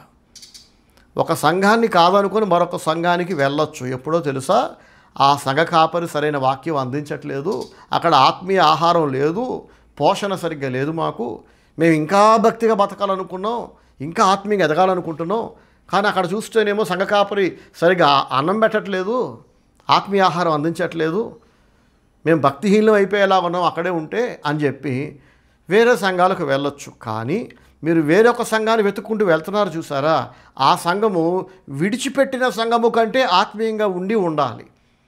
మీరు విడిచిపెట్టి వచ్చిన దైవజనుడి కంటే అతడు ఇంకా భక్తుడు, ప్రార్థనాపరుడు, అభిషిక్తుడే ఉండాలి. లేకపోతే ఏమవుతుందో తెలుసా, మీరు రెండింటికి చెడ్డ రేవడిలాగా మారిపోతారు. దోబిక కుత్త నా గర్క నా ఘాట్క అనే సామెత ఉంది తెలంగాణలో. దేనికి కాకుండా పోతారు మీరు. ఆ కొత్త సంఘములో ఇది ఎలా ఉంది, చెయ్యి తెగిపోయింది ఒక పిల్లోడికి, బ్రెయిన్ డెడ్ అయిన మరొక అబ్బాయి దేహము నుంచి ఆ భాగం కట్ చేసి తీసుకొచ్చి ఇతనికి అతికించారనుకోండి, ఈ పిల్లోడు చెయ్యేమో నల్లగా ఉంది, తీసుకొచ్చిన చెయ్యేమో తెల్లగా ఉంది. అతికించారు వెంటనే తీసుకొచ్చి, సైంటిఫిక్గా అన్ని జాగ్రత్తలు తీసుకొని ఆపరేషన్ చేశారు. కానీ చూసే వాళ్ళందరికీ తెలిసిపోతూ ఉంటుంది ఏమని, ఈ చెయ్యి ముక్క వేరొక దేహం నుంచి తెచ్చింది, ఇది వేరొక దేహం నుంచి తీసుకొచ్చింది. ఎన్నేళ్ళైనా ఇక్కడ దాకా ఒక దేహానికి చెందింది, ఇది మరొక దేహానికి చెందింది అని కొట్టొచ్చినట్టు కనబడుతుంది. కాబట్టి ఆపరేషన్ చేసి చెయ్యి పెట్టిన తర్వాత ఈ పెట్టించుకున్న వ్యక్తి ఖచ్చితంగా ఇబ్బంది పడతాడు ఎన్నోసార్లు. కొంతమంది ఆడపిల్లలకైతే వేరే అవయవం దొరకక మగపిల్లల చేతులు కాళ్ళు పెట్టడం, అందరూ గుర్తుపట్టి అడుగుతుంటారు కదా, ఏం తిట్టకపోయినా ఎవరు ఎగతాళి చేయకపోయినా వీళ్ళు చాలా ఇబ్బందిగా ఫీల్ అవుతారు. చూడండి, నా చెయ్యే నా దేహానికి ఉంది కనుక నేనే ఇబ్బందిగా ఫీల్ అవ్వను, కానీ మరొక దేహము నుండి ఒక అవయవం తీసుకొచ్చి దీనికి అతికించి పెడితే చాలాసార్లు ఈ దేహము దాన్ని యాక్సెప్ట్ చేయదు. మరో ఉదాహరణ మీకు చెప్తా. కిడ్నీ ట్రాన్స్ప్లాంటేషన్ కానీ, హార్ట్ ట్రాన్స్ప్లాంటేషన్ కానీ, ఐ ట్రాన్స్ప్లాంటేషన్ కానీ జరిగిందనుకోండి, అంటే ఒక వ్యక్తి కిడ్నీ చెడిపోయింది, మరొక వ్యక్తి దానం చేశాడు తన కిడ్నీని. మరొక వ్యక్తి అంటే కుటుంబానికి చెందని వ్యక్తుల కిడ్నీని తీసుకురారు, రక్త సంబంధికులై ఉండాలి ఎక్కువ శాతం. సరే, మరొక దేహము నుండి కిడ్నీ తీసుకొచ్చారు, అమర్చారు. అయితే ఆ డోనర్ ఆర్గన్ ఉంది చూసారా, వేరొకరు దానం చేస్తే వచ్చిన అవయవం, కిడ్నీ కావచ్చు, గుండె కావచ్చు, అది అమర్చబడ్డ దేహము యాక్సెప్ట్ చేయదు, అది గుర్తుపట్టేస్తుంది. బాడీ చాలా ఇంటెలిజెంట్ సిస్టమ్ మన శరీరం కూడా. తెలుసా ఆ విషయం మీకు? మనిషి శరీరం చాలా ఇంటెలిజెంట్. మెదడులు సరిగ్గా పనిచేయకుండా మూర్ఖంగా, తెలివి తక్కువగా, అజ్ఞానంగా బతికే వెధవలకు కూడా ఇంటెలిజెంట్ బాడీ దేవుడు ఇచ్చాడు. దాన్ని అదే రిపేర్ చేసుకుంటుంది. ఎప్పుడైనా శరీరంలో ఏదైనా జబ్బులు వస్తే దాన్ని అదే బాగు చేసుకునే మెకానిజం దేవుడు పెట్టాడు మన దేహంలో. మరొకరి కిడ్నీ తీసుకొచ్చి డాక్టర్లు అన్ని జాగ్రత్తలు తీసుకొని సేమ్ బ్లడ్ గ్రూప్, సేమ్ కుటుంబానికి చెందిన వ్యక్తి మరొక వ్యక్తి తీసుకొచ్చి పెడితే కూడా శరీరం గుర్తుపట్టేస్తుంది, రిజెక్ట్ చేస్తుంది, ఇన్ఫెక్షన్ వచ్చేస్తుంది. చాలామంది అలా చచ్చిపోయిన వాళ్ళు ఉన్నారు. కొన్ని రోజులు, నెల తర్వాత మళ్ళీ ఇన్ఫెక్షన్ వచ్చేస్తుంది. యాంటీబయాటిక్స్ ఇచ్చి శరీరాన్ని నిమ్మలపరిచే ప్రయత్నం చేసినా కూడా నెల రోజుల తర్వాత, కొన్నిసార్లు 6 నెలల తర్వాత దేహము దాన్ని రిజెక్ట్ చేస్తూనే ఉంటుంది. నువ్వు నా దేహానికి చెందిన కిడ్నీవి కాదు, నువ్వు నా దగ్గర ఉండడానికి వీల్లేదని రిజెక్ట్ చేస్తుంటుంది. సరిగ్గా అలాగే ఒక పరిచర్యలో ప్రభువును తెలుసుకొని బ్యాప్టిజం తీసుకొని ఆత్మీయంగా ఎదిగి ఫలించి పరలోక జ్ఞానాన్ని సంపాదించుకొని దేవుని గురించిన జ్ఞానం తెచ్చుకొని వాక్య జ్ఞానం పొందుకొని అనేక సంవత్సరాల పాటు ఒక సంఘ కాపరితో తోటి విశ్వాసులతో కలిసి మెలిసి చక్కగా మీరు మీ కుటుంబం వేరే కుటుంబాలతో కొనసాగిన తర్వాత సిల్లీ రీజన్స్ తోటి, ఏంటి ఆ సిల్లీ రీజన్స్ అనేది తర్వాత చెప్తాను మీకు లాస్ట్లో, వేరే సంఘాలకి వెళ్ళిపోయే వాళ్ళు ఉంటారు. మీరు వెళుతున్న కారణము న్యాయమైంది అయితే మీ వెంట ప్రభు ఉండి ఇంకా మంచి సంఘానికి తీసుకెళ్తాడు మిమ్మల్ని. తెలుసా ఆ విషయం మీకు? ఇక్కడే ఉంటే మీరు భక్తి జీవితం నాశనం అయిపోతుంది, పతనం అయిపోతున్నారు, నరకానికి వెళ్ళిపోతారు అని ఆందోళనతో కనుక మీరు బయటికి వెళితే మీ ఆత్మరక్షణ కోసం మీ వెంట ప్రభు ఉంటాడు. ఆయన మిమ్మల్ని నడిపిస్తాడు మంచి సంఘానికి. ఎక్కడికి వెళితే మీకు ఆదరణ దొరుకుతుందో, ఆత్మీయంగా ఎదుగుతారో, భక్తిగా మారుతారో, చనిపోయాక ప్రభువును చేరుకుంటారో, బ్రతుకుండగా ప్రభు సహవాసం ఉంటారో ఆ సంఘానికి మిమ్మల్ని బయటకు తీసుకొచ్చిన ప్రభువే తీసుకెళ్ళి అక్కడ నాటుతాడు. ఆయన పరలోక వైద్యుడు కదా, పరమ వైద్యుడు కదా, ఆయన ఆపరేషన్ చేస్తాడు. కొత్త చర్చిలో మిమ్మల్ని మీ కుటుంబాన్ని ఆపరేషన్ చేసి సక్సెస్ఫుల్గా అక్కడ పెడతాడు.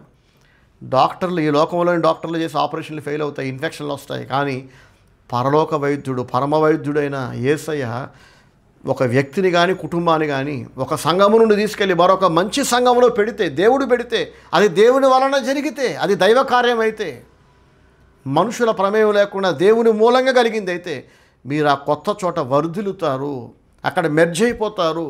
ఆ సంఘములోని మిగతా విశ్వాసులతో, సంఘ కాపరితో మీరు అతుకబడ్డ వాళ్ళై ఒక దేహముగా మారిపోయి బాగా ఫ్లరిష్ అవుతారు. ఎందుకంటే మీరు విడిచిపెట్టి వచ్చిన సంఘము అదొక సైతాను సంఘం అయితే, అక్కడ దేవుడు లేకపోతే, అక్కడ దైవజనుడు భక్తిహీనుడైతే. కానీ ఇప్పుడు మరొకలాగా ఆలోచిద్దాం.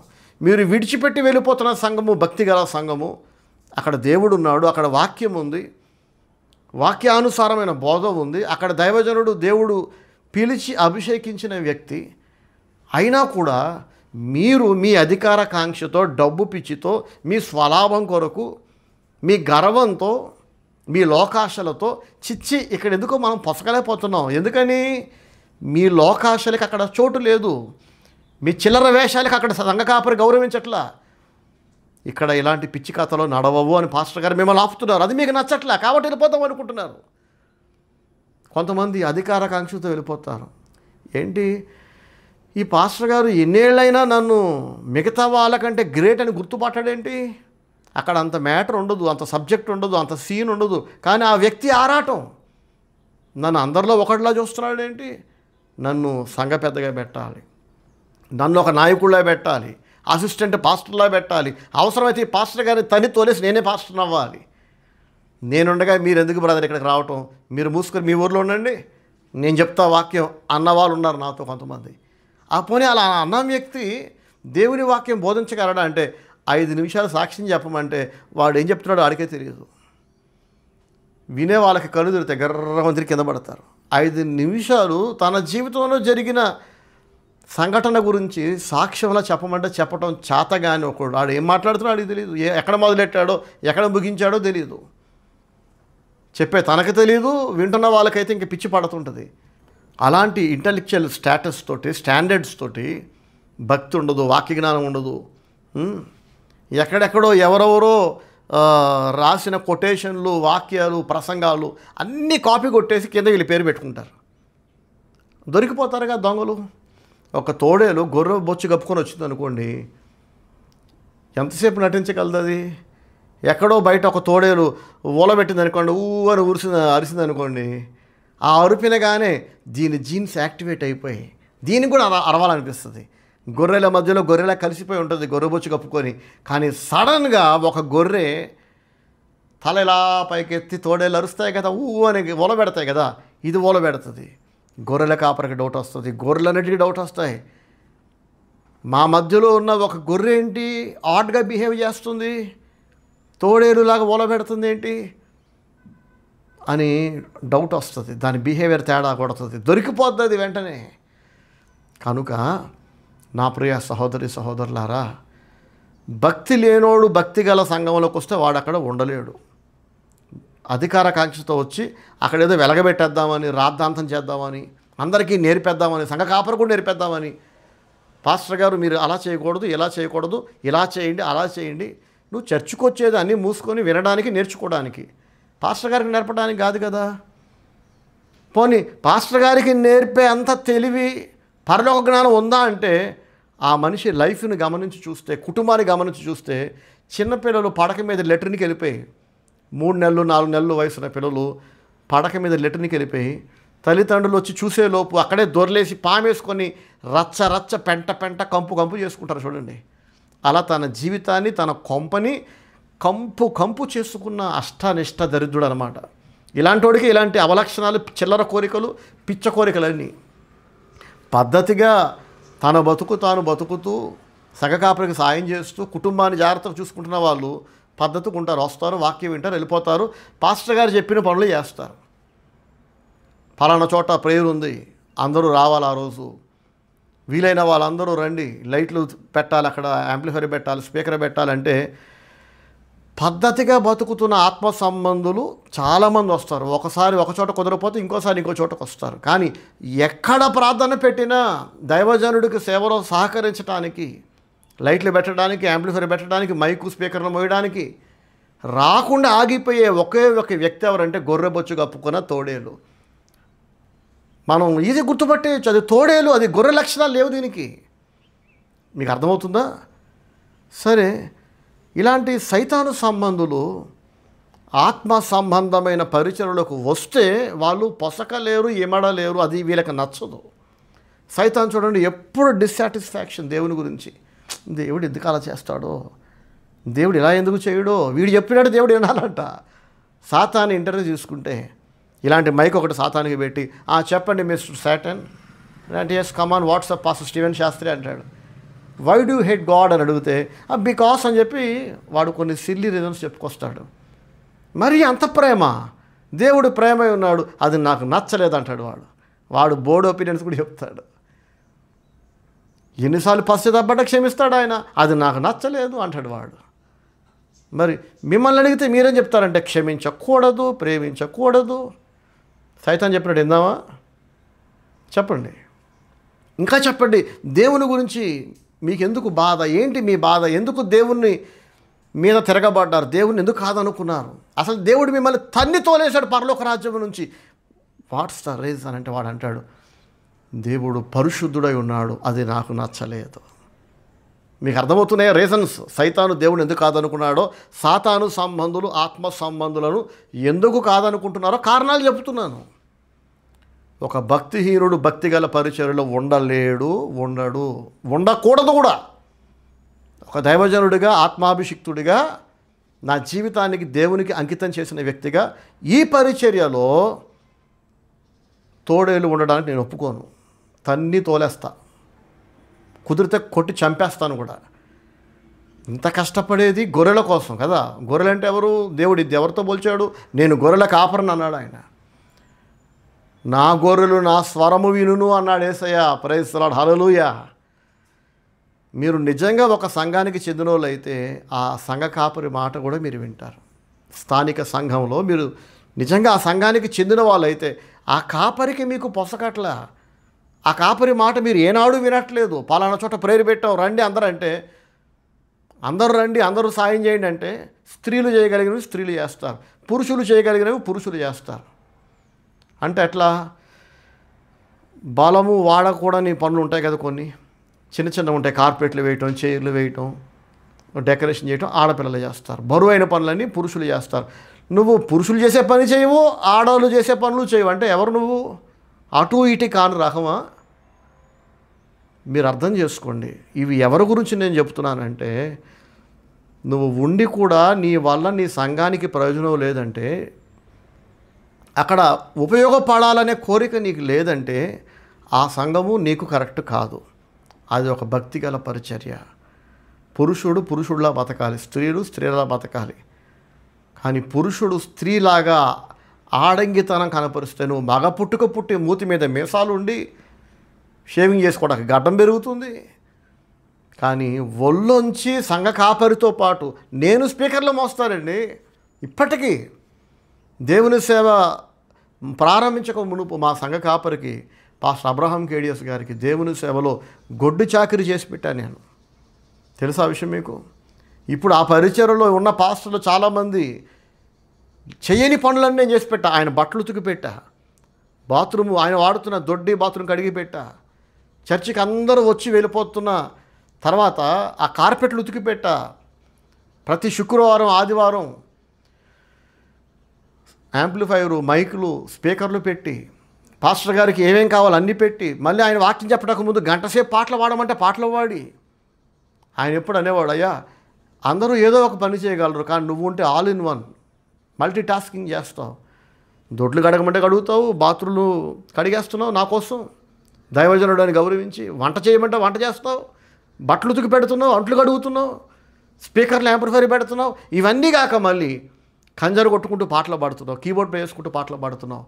ఒకవేళ ఎప్పుడైనా మా పాస్టర్ గారు, అయ్యా ఇవాళ నాకు నీరసంగా ఉంది, వాకింగ్ చెప్పే పరిస్థితి లేదు, జ్వరంగా ఉంది, మోషన్స్ అవుతున్నాయి, ఈ శుక్రవారం రోజు ఈ ఆదివారం రోజు నువ్వు వాకింగ్ చెప్పంటే, అలాగే మామ అని చెప్పి, ఆయన నా చిన్న మామ కూడా, చిన్న మేనమామ కూడా, అలాగే మామ అని చెప్పి వాక్యం కూడా చెప్పగలిగేవాడిని. స్టీవెన్ శాస్త్రి ఇది చేయగలడు అది చేయలేడని లేదు, ఏదైనా చేస్తాను ఆ దేవుని కోసం. నాలాగా అందరూ ఉండలేకపోవచ్చు, కానీ ఏదో ఒకటి చేయాలిగా. డబ్బు ఒక్కటే సరిపోతుందా చెప్పండి? దేవుడు కూడా మీకు డబ్బు మాత్రమే ఇచ్చి మిగతాది ఏది ఇవ్వకపోతే సూపర్ సరదా తీరిపోతుంది కదా. డబ్బు బాగా ఉంది చేతిలో, కానీ ఆరోగ్యం లేదు. చాలా డబ్బు ఉంది, కానీ ఎవడు మీకు మర్యాద ఇవ్వట్లా. డబ్బు ఉంది కానీ దేవుడు మీకు సంతానం ఇవ్వట్లా. డబ్బు చాలా ఉంది కానీ పెళ్ళి అవ్వట్లా. డబ్బు చాలా ఉంది కానీ మీ కుటుంబీకుల మధ్య సమాధానం ఐక్యత లేదు. డబ్బు చాలా ఉంది కానీ ఎవడికి తగలని జబ్బులు, జ్వరాలు, రోగాలు, ఎవడికి జరగని ప్రమాదాలు వెతుక్కుంటూ వచ్చి మీకే జరుగుతున్నాయి. అప్పుడు ఏం చేసుకుంటాం? ఆ డబ్బు ఎక్కడ పెట్టుకుంటాం తీసుకెళ్ళి? డబ్బు ఉంటే సరిపోతుందా? కాబట్టి మేము డబ్బు ఇస్తున్నాంగా అనేవాళ్ళు మీ కాళ్ళకు చెప్పులు ఉంటాయి కదా, ఆ చెప్పు తీసుకొని అద్దం ముందు నుంచొని మీ చెప్పుతో మీరే ఫటాఫట కొట్టుకోండి. మళ్ళీ చెప్తున్నా, మేము డబ్బులు ఇస్తున్నాం కాబట్టి ఇంకేమీ మేము చేయం అనుకునేవాళ్ళు, నేను వచ్చి మీ చెంప పగల కొడితే బాగోదు కదా, పద్ధతిగా ఉండదు కదా.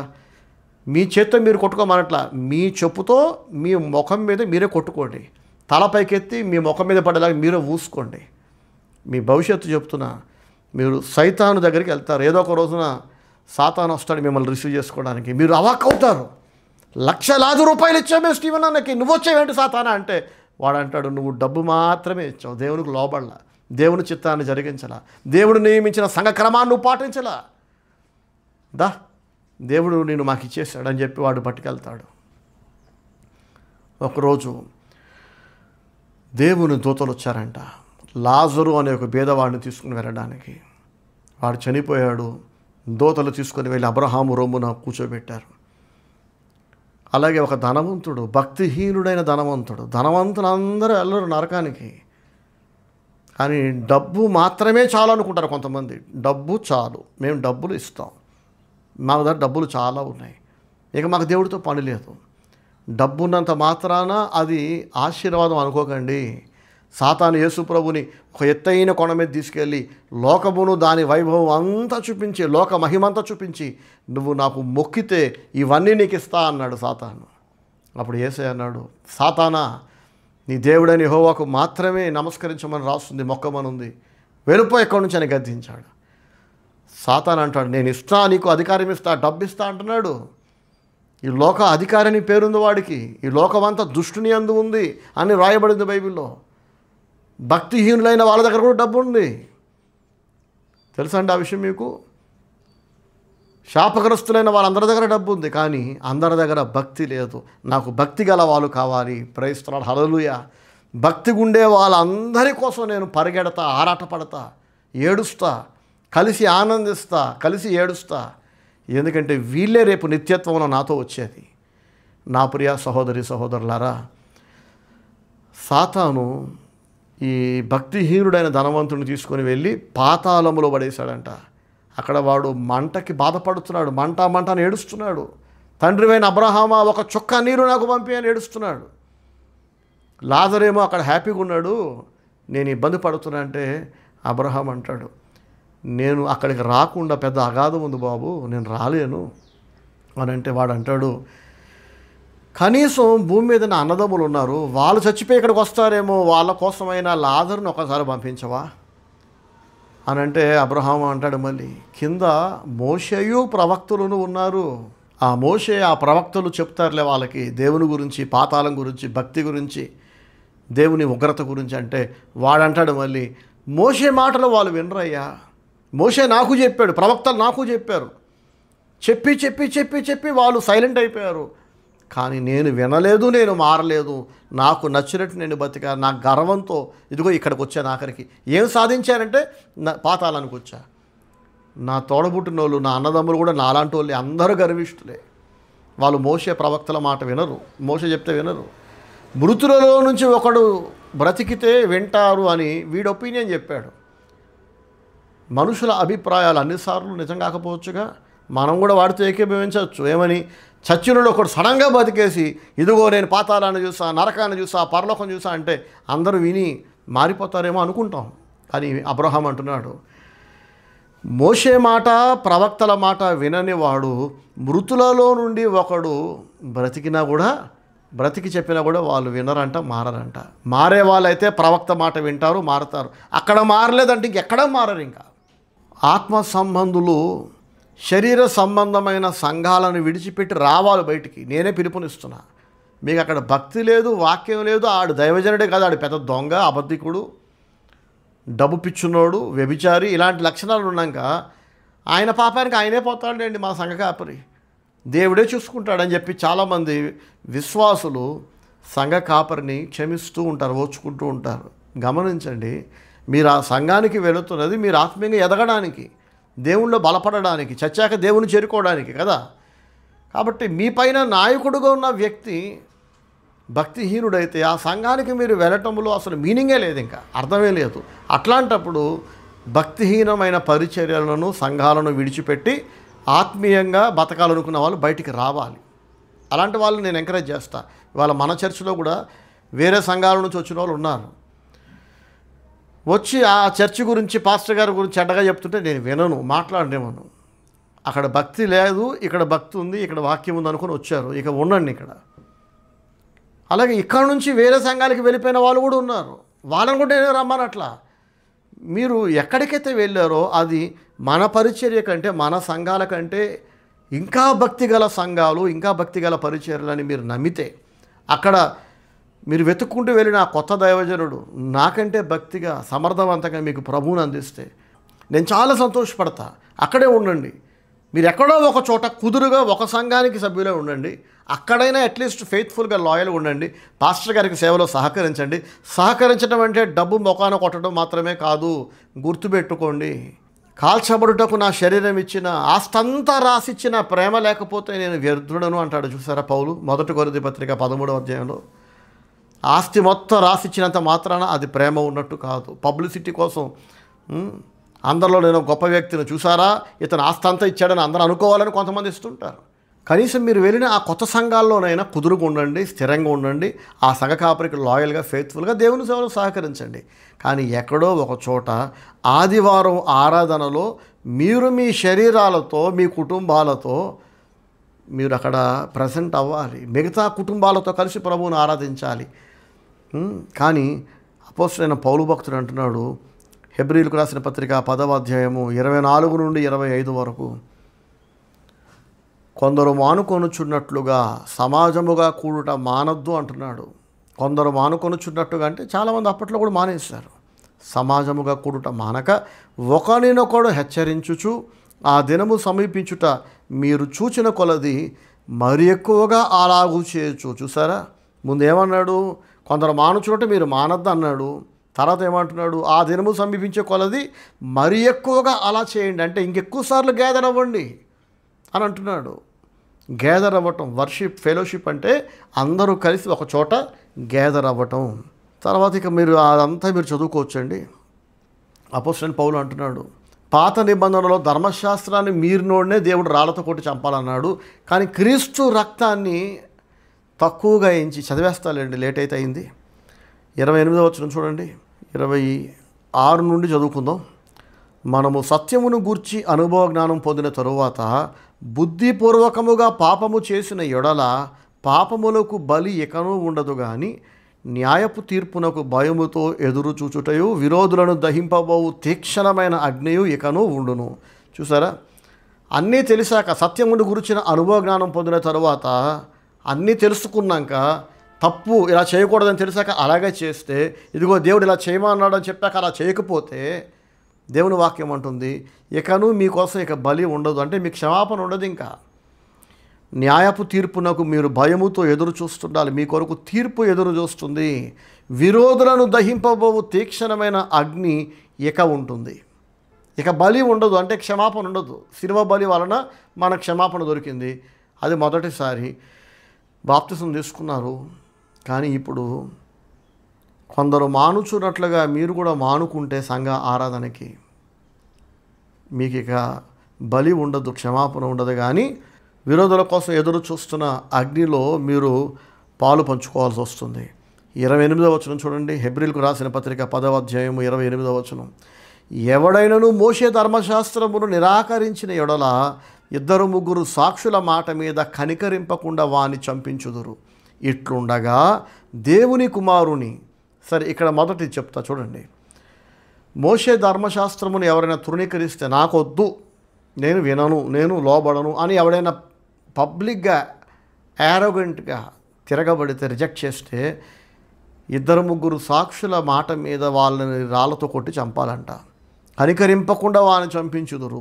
ఇట్లుండగా దేవుని కుమారుని, అంటే యేసుక్రీస్తుని పాదములతో త్రొక్కి తాను పరిశుద్ధపరచబడుటకు సాధనమైన నిబంధన రక్తమును అపవిత్రమైనదిగా ఎంచి కృపకు మూలమగు ఆత్మను తిరస్కరించిన వాడు ఎంత ఎక్కువైన దండనకు పాత్రుడుగా ఎంచబడునని మీకు తోచును. చూసారా, పాత నిబంధన ధర్మశాస్త్రాన్ని మీరితేనే కనికరించకుండా కొట్టి చంపమన్నాడు దేవుడు. కొత్త నిబంధన రక్తం అది ఇంకా పవిత్రమైంది, ఇంకా శ్రేష్టమైంది. ఈ నిబంధనను మీరు మీరితే కొత్త నిబంధనలోకి వస్తుంది సంఘ ఆరాధన, రొట్టె ద్రాక్షారసం తీసుకోవటం. అర్థమవుతుంది మీకు?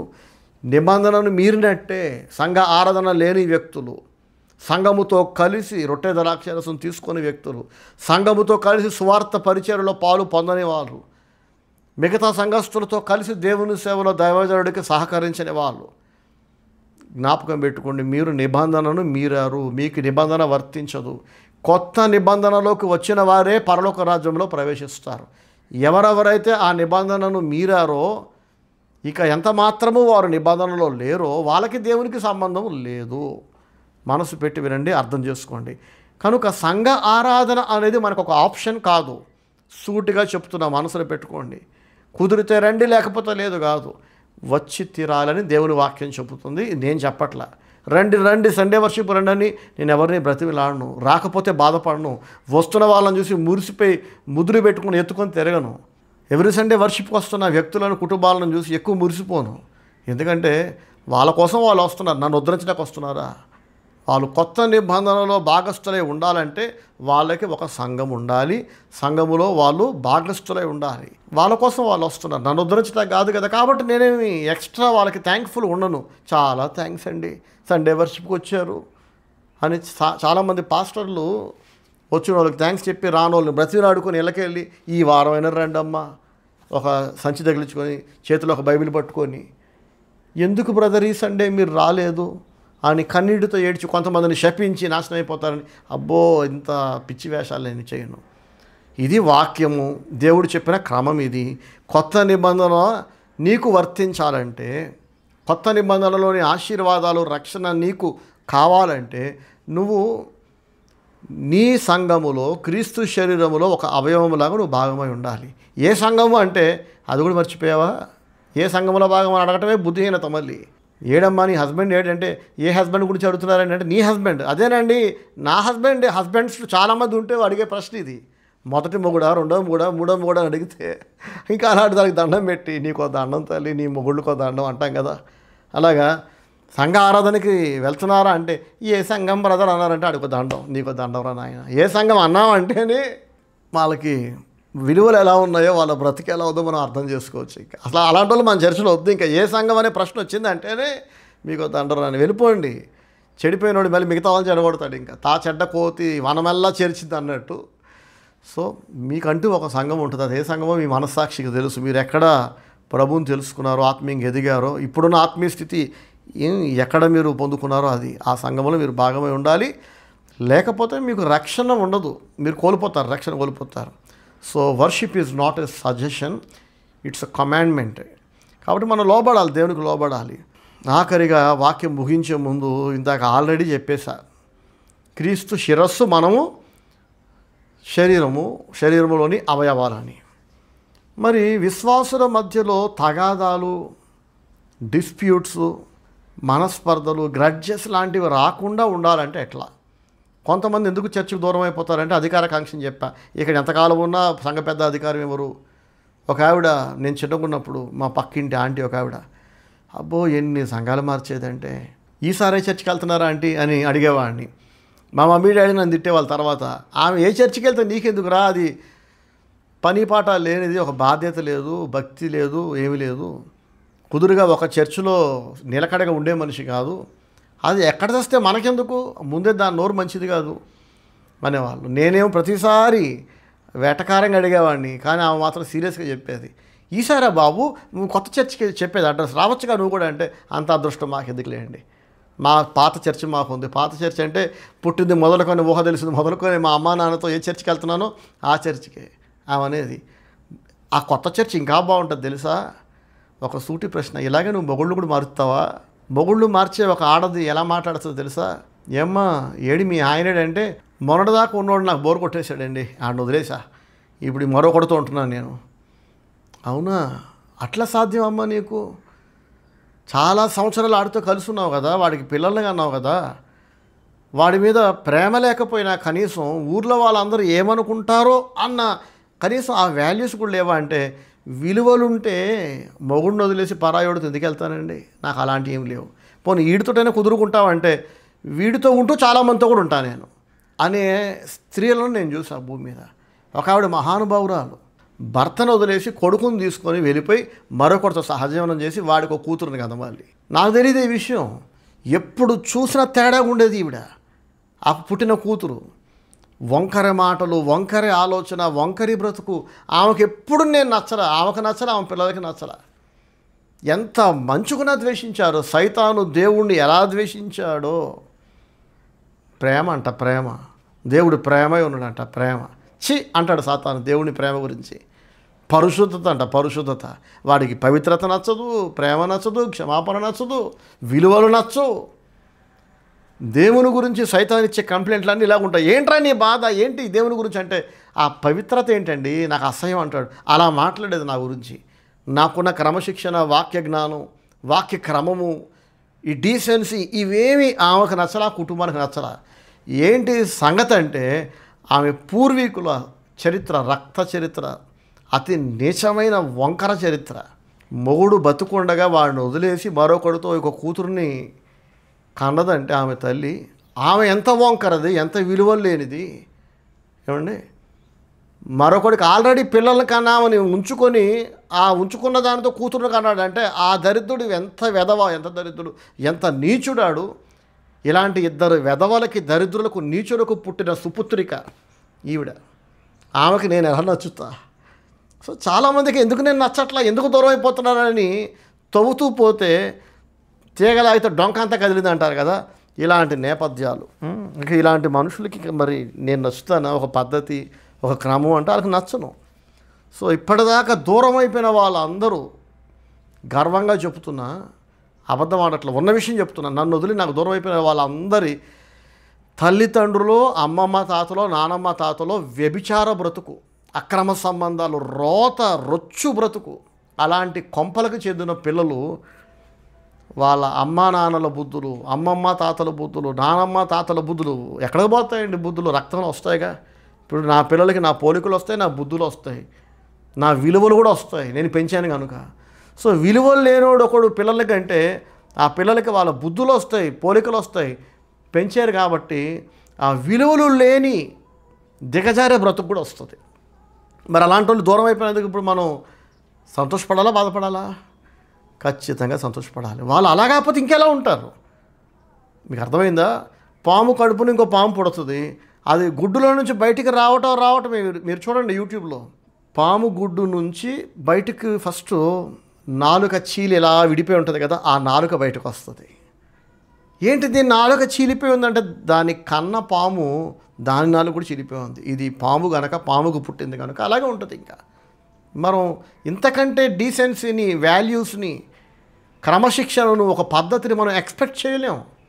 ఆ పుట్టుక అలాంటిది, రక్తం అలాంటిది, జాతి అలాంటిది. నా వరకు నేను చెప్తున్నా, మిగతా సంఘాల గురించి నాకు తెలియదు. కొందరు మన సంఘస్థులు అడుగుతున్నారు, అన్న ఇంత డీసెంట్గా ఉంటారు, ఇంత పద్ధతిగా ఉంటారు, మీరు ఇంత క్రమం ఉంటారు, మిమ్మల్ని కాదనుకొని ఎలా వెళ్ళగలిగారు అని అంటే, మొదట్లో నాకు తెలియదమ్మా, తర్వాత తెలిసింది. ఆ తెలిసింది కూడా ఒఫీషియల్ ఇన్ఫర్మేషన్. కొడుకుని మొదటి మొగుడికి కానీ, తర్వాత పుట్టిన కూతుర్ని ఇంకొక మొగుడికి కన్నా ఒక మహాపతివ్రతకి పుట్టిన వ్యక్తులు, వాళ్ళ కుటుంబాలు, ఆ బ్రతుకులు పిచ్చి కుక్క లాంటి బతుకులు, విలువలు లేని బతుకులు. ఇంకా మళ్ళీ అలాంటి వాళ్ళు నా మీద నిందలేస్తుంటారు, స్టీవెన్ అన్న మంచోడు కాదు, స్టీవెన్ అన్న అలా చేయకూడదు, స్టీవెన్ అన్న ఇలా చేయకూడదు. నాకు అది ఎలానే పడుతుంటుంది అంటే, సాతాను దేవుని గురించి, ఆయన పరిశుద్ధుడు నాకు నచ్చల, ఆయన పవిత్రంగా ఉండటం నచ్చల, క్షమించడం నచ్చల, ఆయన ప్రేమ ఉండటం నాకు నచ్చల, ఆ విలువలు నాకు నచ్చల, ఆ ఆజ్ఞలు నాకు నచ్చల అన్నట్టు ఉంటుంది. సో అందరికీ అందరూ నచ్చరు, గుర్తుపెట్టుకోండి. సో స్టీవెన్ బ్రదర్ ఎవరికైనా నచ్చలేదు, మీకు నేను నచ్చలేదు అంటేనే మీరు నాకు చెందిన వాళ్ళు కాదు. ఇంకా హ్యాపీగా వెళ్ళిపోండి, మీకు నచ్చిన సంఘాలకు వెళ్ళండి. కానీ ఎక్కడో ఒక చోట మీకు తగ్గ సంఘం, గంతకు తగ్గ బొంత అని అంటారు కదా, మీకు నచ్చే సంఘాలు, మీలాంటి సంఘాలు, మీ ఐడియాలజీ, మీ కోరికలు, మీ బ్రతుకు, ఆ డిజార్డర్, ఆ ఇండిసిప్లిన్, ఇవి ఎక్కడో ఒక చోట దొరుకుతాయి మీకు తగ్గట్టే. అక్కడికి వెళ్ళిపోయి కుదురుగా అక్కడ చర్చెస్లో కంటిన్యూ చేయండి. శరీరములోని అవయవాలు ఒకదానితో ఒకటి పోట్లాడుకోకుండా ఉండాలంటే అవన్నీ శిరస్సుతో అనుసంధానించబడి ఉండాలి, ఒక దేహంలోనే భాగమై ఉండాలి. లాస్ట్ 5 yearsగా మన చర్చిలో ఎలాంటి కంప్లైంట్స్ లేవు, ఎలాంటి గ్రడ్జెస్ లేవు, గొడవలు లేవు. అన్న ఈ ఆదివారం ఆరాధన రొట్టె ద్రాక్షరసం ఇవ్వాలి కదా, మరి రెడీ చేయమంటారా అని నన్ను అడిగితే, ఎవరు అడిగినా, ఏ సంఘములు అడిగినా, మీరందరూ ఉన్న విశ్వాసులు అందరూ చర్చించుకోండి, మాట్లాడుకోండి. ఈ సండే రెడీ చేస్తారా, వచ్చే సండే రెడీ చేస్తారా, మీరందరూ ఎలాగంటే నేను అలాగే అని లాస్ట్ 5 yearsగా చెప్తున్నా. అంత స్వేచ్ఛనిచ్చేసా. అందరి దగ్గర అందరు ఫోన్ నెంబర్ ఉన్నాక కాల్ చేసుకోండి. ఎందుకు ఇంత స్వేచ్ఛనిచ్చేసా? రీజన్ ఏంటంటే అందరూ నేను చెప్పినట్టు వింటున్నారు. మీ బతుకు మీరు బతకండి, మీ లిమిట్స్లో మీరు ఉండండి, వేరే వాళ్ళ జీవితాలు ఏలు పెట్టద్దు. చర్చి గురించి తప్ప ఒక ఫోన్ చేయకండి ఎవరికని చెప్పి అందరూ రాతిగీతలా పాటిస్తున్నారు. ఎవరికి ఫోన్ చేయొద్దు, ఎవరికి మెసేజ్లు పెట్టద్దు, ఎవరికి ఎవరు వెళ్ళొద్దు, ఎవరితో ఎవరు వ్యాపారాలు చేయొద్దు, సంఘములో వ్యాపారాలు వద్దు, సంఘములో ఆర్థిక లావాదేవీలు వద్దు, ఫైనాన్షియల్ డీలింగ్స్ చర్చిలో పెట్టుకోవద్దు. మీరు ఎవరిని బలపరచనక్కర్లా, ఎవరిని మీరు ఉద్ధరించనక్కర్లా, ఎవరింటికి ఎవరు వెళ్ళొద్దు. ఎవరింటి దగ్గర ఆరాధన జరుగుతుంది, పాస్టర్ గారు వస్తున్నారు, ఒఫీషియల్గా చర్చి తరపున పాస్టర్ గారు పెట్టే ప్రార్థనకి మాత్రమే రండి, ఒఫీషియల్గా రండి, నాతో పాటు రండి, నాతో పాటు వెళ్ళిపోండి. అప్పుడు ఎందుకు గొడవలు జరుగుతాయి? సగ కాపరి మాట విశ్వాసులు అందరూ వింటే గొడవలు అవ్వవు, మనస్పర్ధలు ఉండవు, పర్సనల్ ఫ్రెండ్షిప్స్ వద్దు, పర్సనల్ ఎనిమిటీ కూడా వద్దు. కాబట్టి ఎప్పుడైతే విశ్వాసులు అందరూ నాతో కనెక్ట్ అయి ఉన్నారో, నేను వాళ్ళందరం వాక్యంతో కనెక్ట్ అయి ఉంటామో, అక్కడ క్రమం ఉంటుంది, పద్ధతి ఉంటుంది, మర్యాద ఉంటుంది, ప్రేమ ఆప్యాయతలు ఉంటాయి. అన్నయ్య క్రిస్మస్ వస్తుంది, చర్చిలో అందరికీ ప్రేమ విందు ఏర్పాటు చేసుకుంటామనంటే నన్నెందుకు అమ్మ అడుగుతారు? మీరందరూ మాట్లాడుకోండి, ఓకే అనుకుంటే ప్రేమ విందు అందరం కలిసి తినేదే కదా. ఎలా చేద్దాం, అన్నీ మీరు డిస్కస్ చేసుకోండి. ఎంత ఖర్చు అవుతుంది, ఎవరెవరికి ఎంత పడుతుంది, అందరూ మాట్లాడుకొని నాకు చెప్పండి.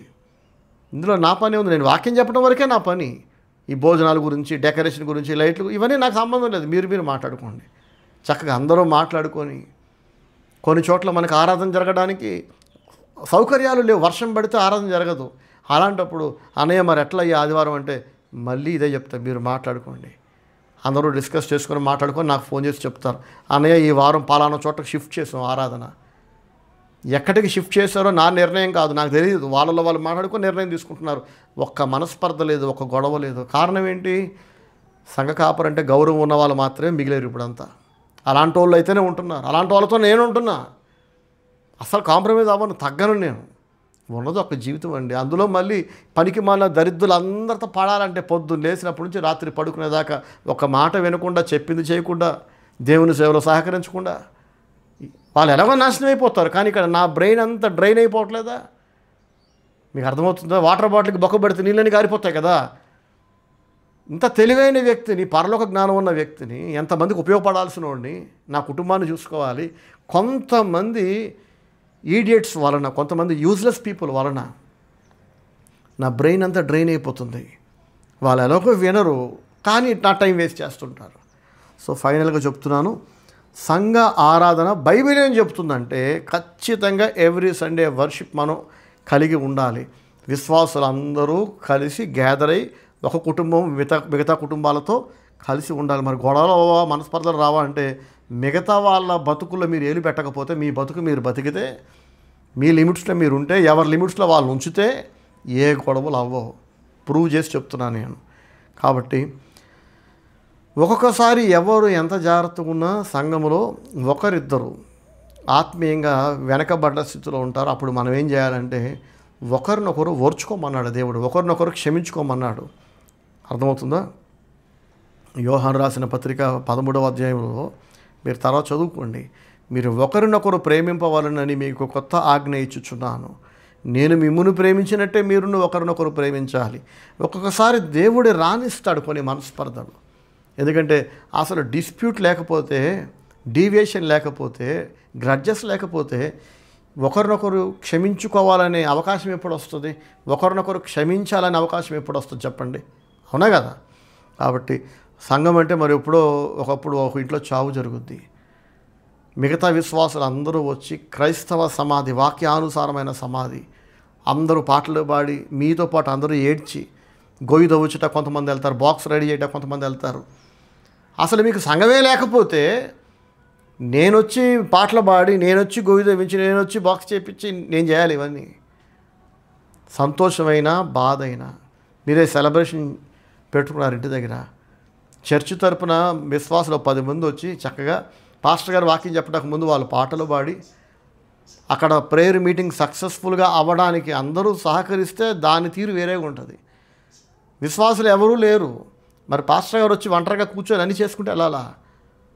ఏంటంటే సంఘముతో, మిగతా అవయవాలతో, మిగతా శరీరంతో మిగతా అవయవాలు అతకకపోతే వాళ్ళు ఫేడ్ అవుట్ అయిపోతూ ఉంటారు. ఎలాగైతే చూడండి, కూరగాయలు వాడిపోతుంటాయి కదా, ఆత్మీయంగా బలహీనపడి చచ్చిపోయే స్థితిలో ఉండి, అలాంటి ఆత్మీయంగా బలహీనపడిపోయి ఆరిపోయి ఎండిపోయి ఉన్న స్థితిలో ఉన్న వాళ్ళ దగ్గరికి వెళ్ళి నేనేం చేయాలి? అర్థమవుతుందా? వెళ్ళి తిని రావడం తప్ప అక్కడ ఏం ఉండదు ఇంకా. సో నా ప్రియ సహోదరి సహోదరులారా, అపోస్తులైన పౌలును సహితము కొంతమంది విడిచిపెట్టి వెళ్ళిపోయారట. 2వ తిమోతి పత్రిక 4వ అధ్యాయము 10వ వచనంలో తిమోతికి పౌలు భక్తుడు ఇలా రాస్తాడు, దేమా ఇహలోకమును స్నేహించి నన్ను విడిచి తెస్సలోనికకు వెళ్ళెను. చూసారా? కాబట్టి దేమా లాంటి వాళ్ళు చాలామంది అపోస్తులైన పౌలుని విడిచిపెట్టి వెళ్ళిపోయారు. విడిచిపెట్టి వెళ్ళిపోవటం అనేది కామన్. అర్థమవుతుంది కదా? ఏ పక్షి ఆ గూటికి చేరుతుందంట, ఏ రకం పక్షి ఆ దాని గూటికి చేరుకుంటుంది. కాకులన్నీ ఒకచోట ఉంటాయి, కొంగలన్నీ ఒకచోట ఉంటాయి, కోళ్ళన్నీ ఒకచోట ఉంటాయి, బాతులన్నీ కలిసి గుంపుగా వెళుతుంటాయి. అలాగే భక్తిహీనులు భక్తులు కలిసి ఒక గుంపుగా ఉండడం అసాధ్యం. అలా గుంపుగా ఉంచాలనుకోవటం కూడా అవివేకం.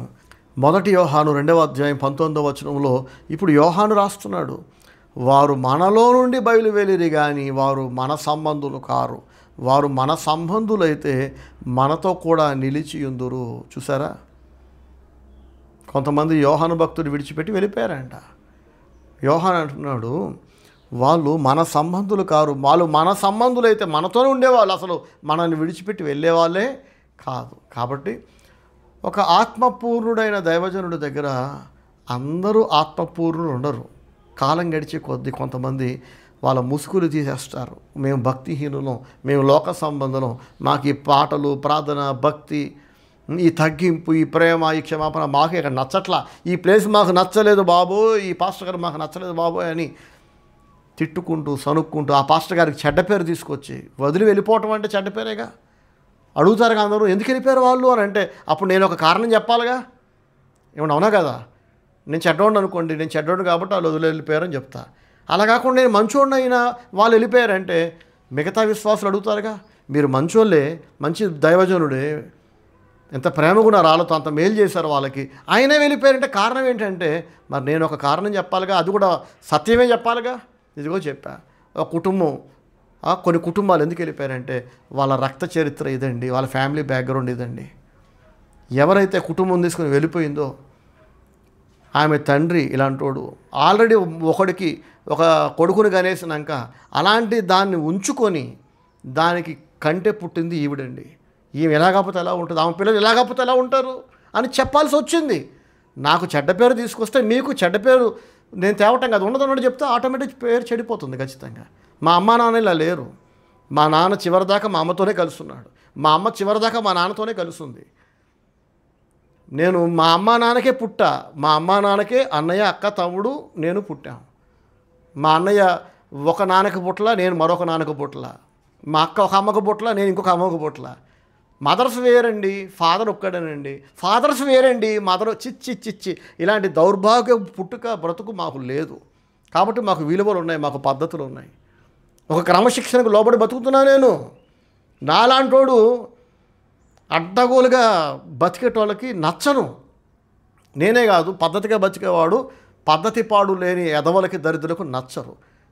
ఈ విషయం మన సంఘస్థులందరికీ తెలుసు. కాబట్టి నన్ను ఓదారుస్తుంటారు, నన్ను ఆదరిస్తుంటారు, పోతే పోనివ్వండి అన్న, ఎక్కడికి వెళ్తారు, మీలాంటి పాస్టర్ అయితే వాళ్ళకి దొరకడు. పెద్ద పనిష్మెంట్ వెళ్ళిపోయిన వాళ్ళకి ఏంటంటే స్టీవెన్ శాస్త్రి అనే ఒక దైవజనుడిని పోగొట్టుకోవటమే ఈ లోకంలో దేవుడు వాళ్ళకి ఇచ్చిన అతిపెద్ద దారుణమైన శిక్ష అని నాతో ఉన్నవాళ్ళు భావిస్తుంటారు. నేను కూడా అదే భావిస్తున్నా. కనుక నా ప్రియ సహోదరి సహోదరులారా, సంఘ ఆరాధన ఉండాలి. ఏదో ఒక సంఘానికి బద్దులై ఉండండి, ఏదో ఒక పరిచర్యకి బద్దులై ఉండండి, ఒక సంఘ కాపరికి లాయల్గా ఉండండి, ఫెయిత్ఫుల్గా ఉండండి. ఉన్నారంటే ఉన్నట్టు కాదు, మీరు యాక్టివ్గా ఉండాలి. ఆడవాళ్ళు బలహీనమైన పనుల్లో సహాయపడండి, పురుషులైతే బలమైన పనుల్లో పాస్టర్ గారికి సహాయం చేయండి. అసలు ఏమీ చేయకుండా మౌనంగా అడ్డగోలుగా బతుకుతుంది, అదేం బ్రతుకు, అడుగు తినే బ్రతుకు కదా. సరే, యూట్యూబ్ ఛానల్లో ఎన్నడూ కూడా మా ఛానల్ సబ్స్క్రైబ్ చేయండి, లైక్ చేయండి, షేర్ చేయండి అని చెప్పలా. ఇప్పటిదాకా వచ్చిన సబ్స్క్రైబర్స్ ఆల్మోస్ట్ ఇవాళ రేపో 2K సబ్స్క్రైబర్స్ అయిపోతారు. సబ్స్క్రైబ్ చేసుకోకుండా ఎక్కువ మంది చూస్తున్నారు, తెలుసా ఆ విషయం మీకు?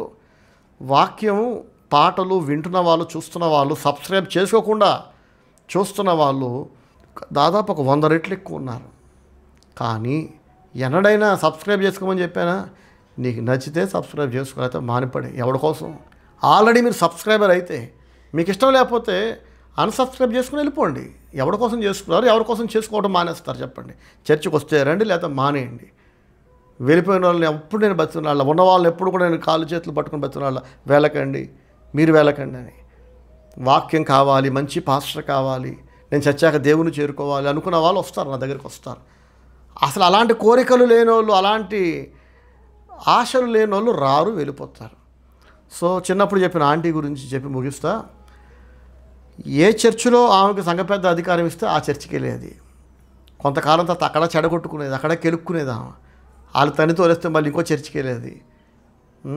ఆమెకు ఒక పాట ఇవ్వాలి, వాక్యం ముందు ఆమెకు అధికారం ఇవ్వాలి, ఒక ప్రేయర్ ఇవ్వాలి, స్టేజ్ మీద అప్పుడప్పుడు పిలవాలి. సో ఇక ఆమె పర్సనల్ లైఫ్ గురించి నేను మాట్లాడదలుచుకోవాలి. ఇంత చెప్పాను కదా, ఇలాంటి తేడాగా బతికిన వాళ్ళు, అలాంటి వంశాలు, కుటుంబాలు, రక్త చరిత్ర ఉన్న వాళ్ళు ఇలాగే బతుకుతారు, విలువలు ఉండవు వాళ్ళకి. మనం ఏం చేయగలం ఇంకా? సరే, దేవుని వాక్యం సంఘ ఆరాధన గురించి ఏం చెప్పిందో అది ఎంతసేపు చెప్పుకుంటూ వచ్చా. అర్థం కాకపోతే మళ్ళీ మొత్తం చూడండి. ప్రభు మనందరికీ సహాయం చేయును గాక. God bless you all. Praise the Lord. Amen.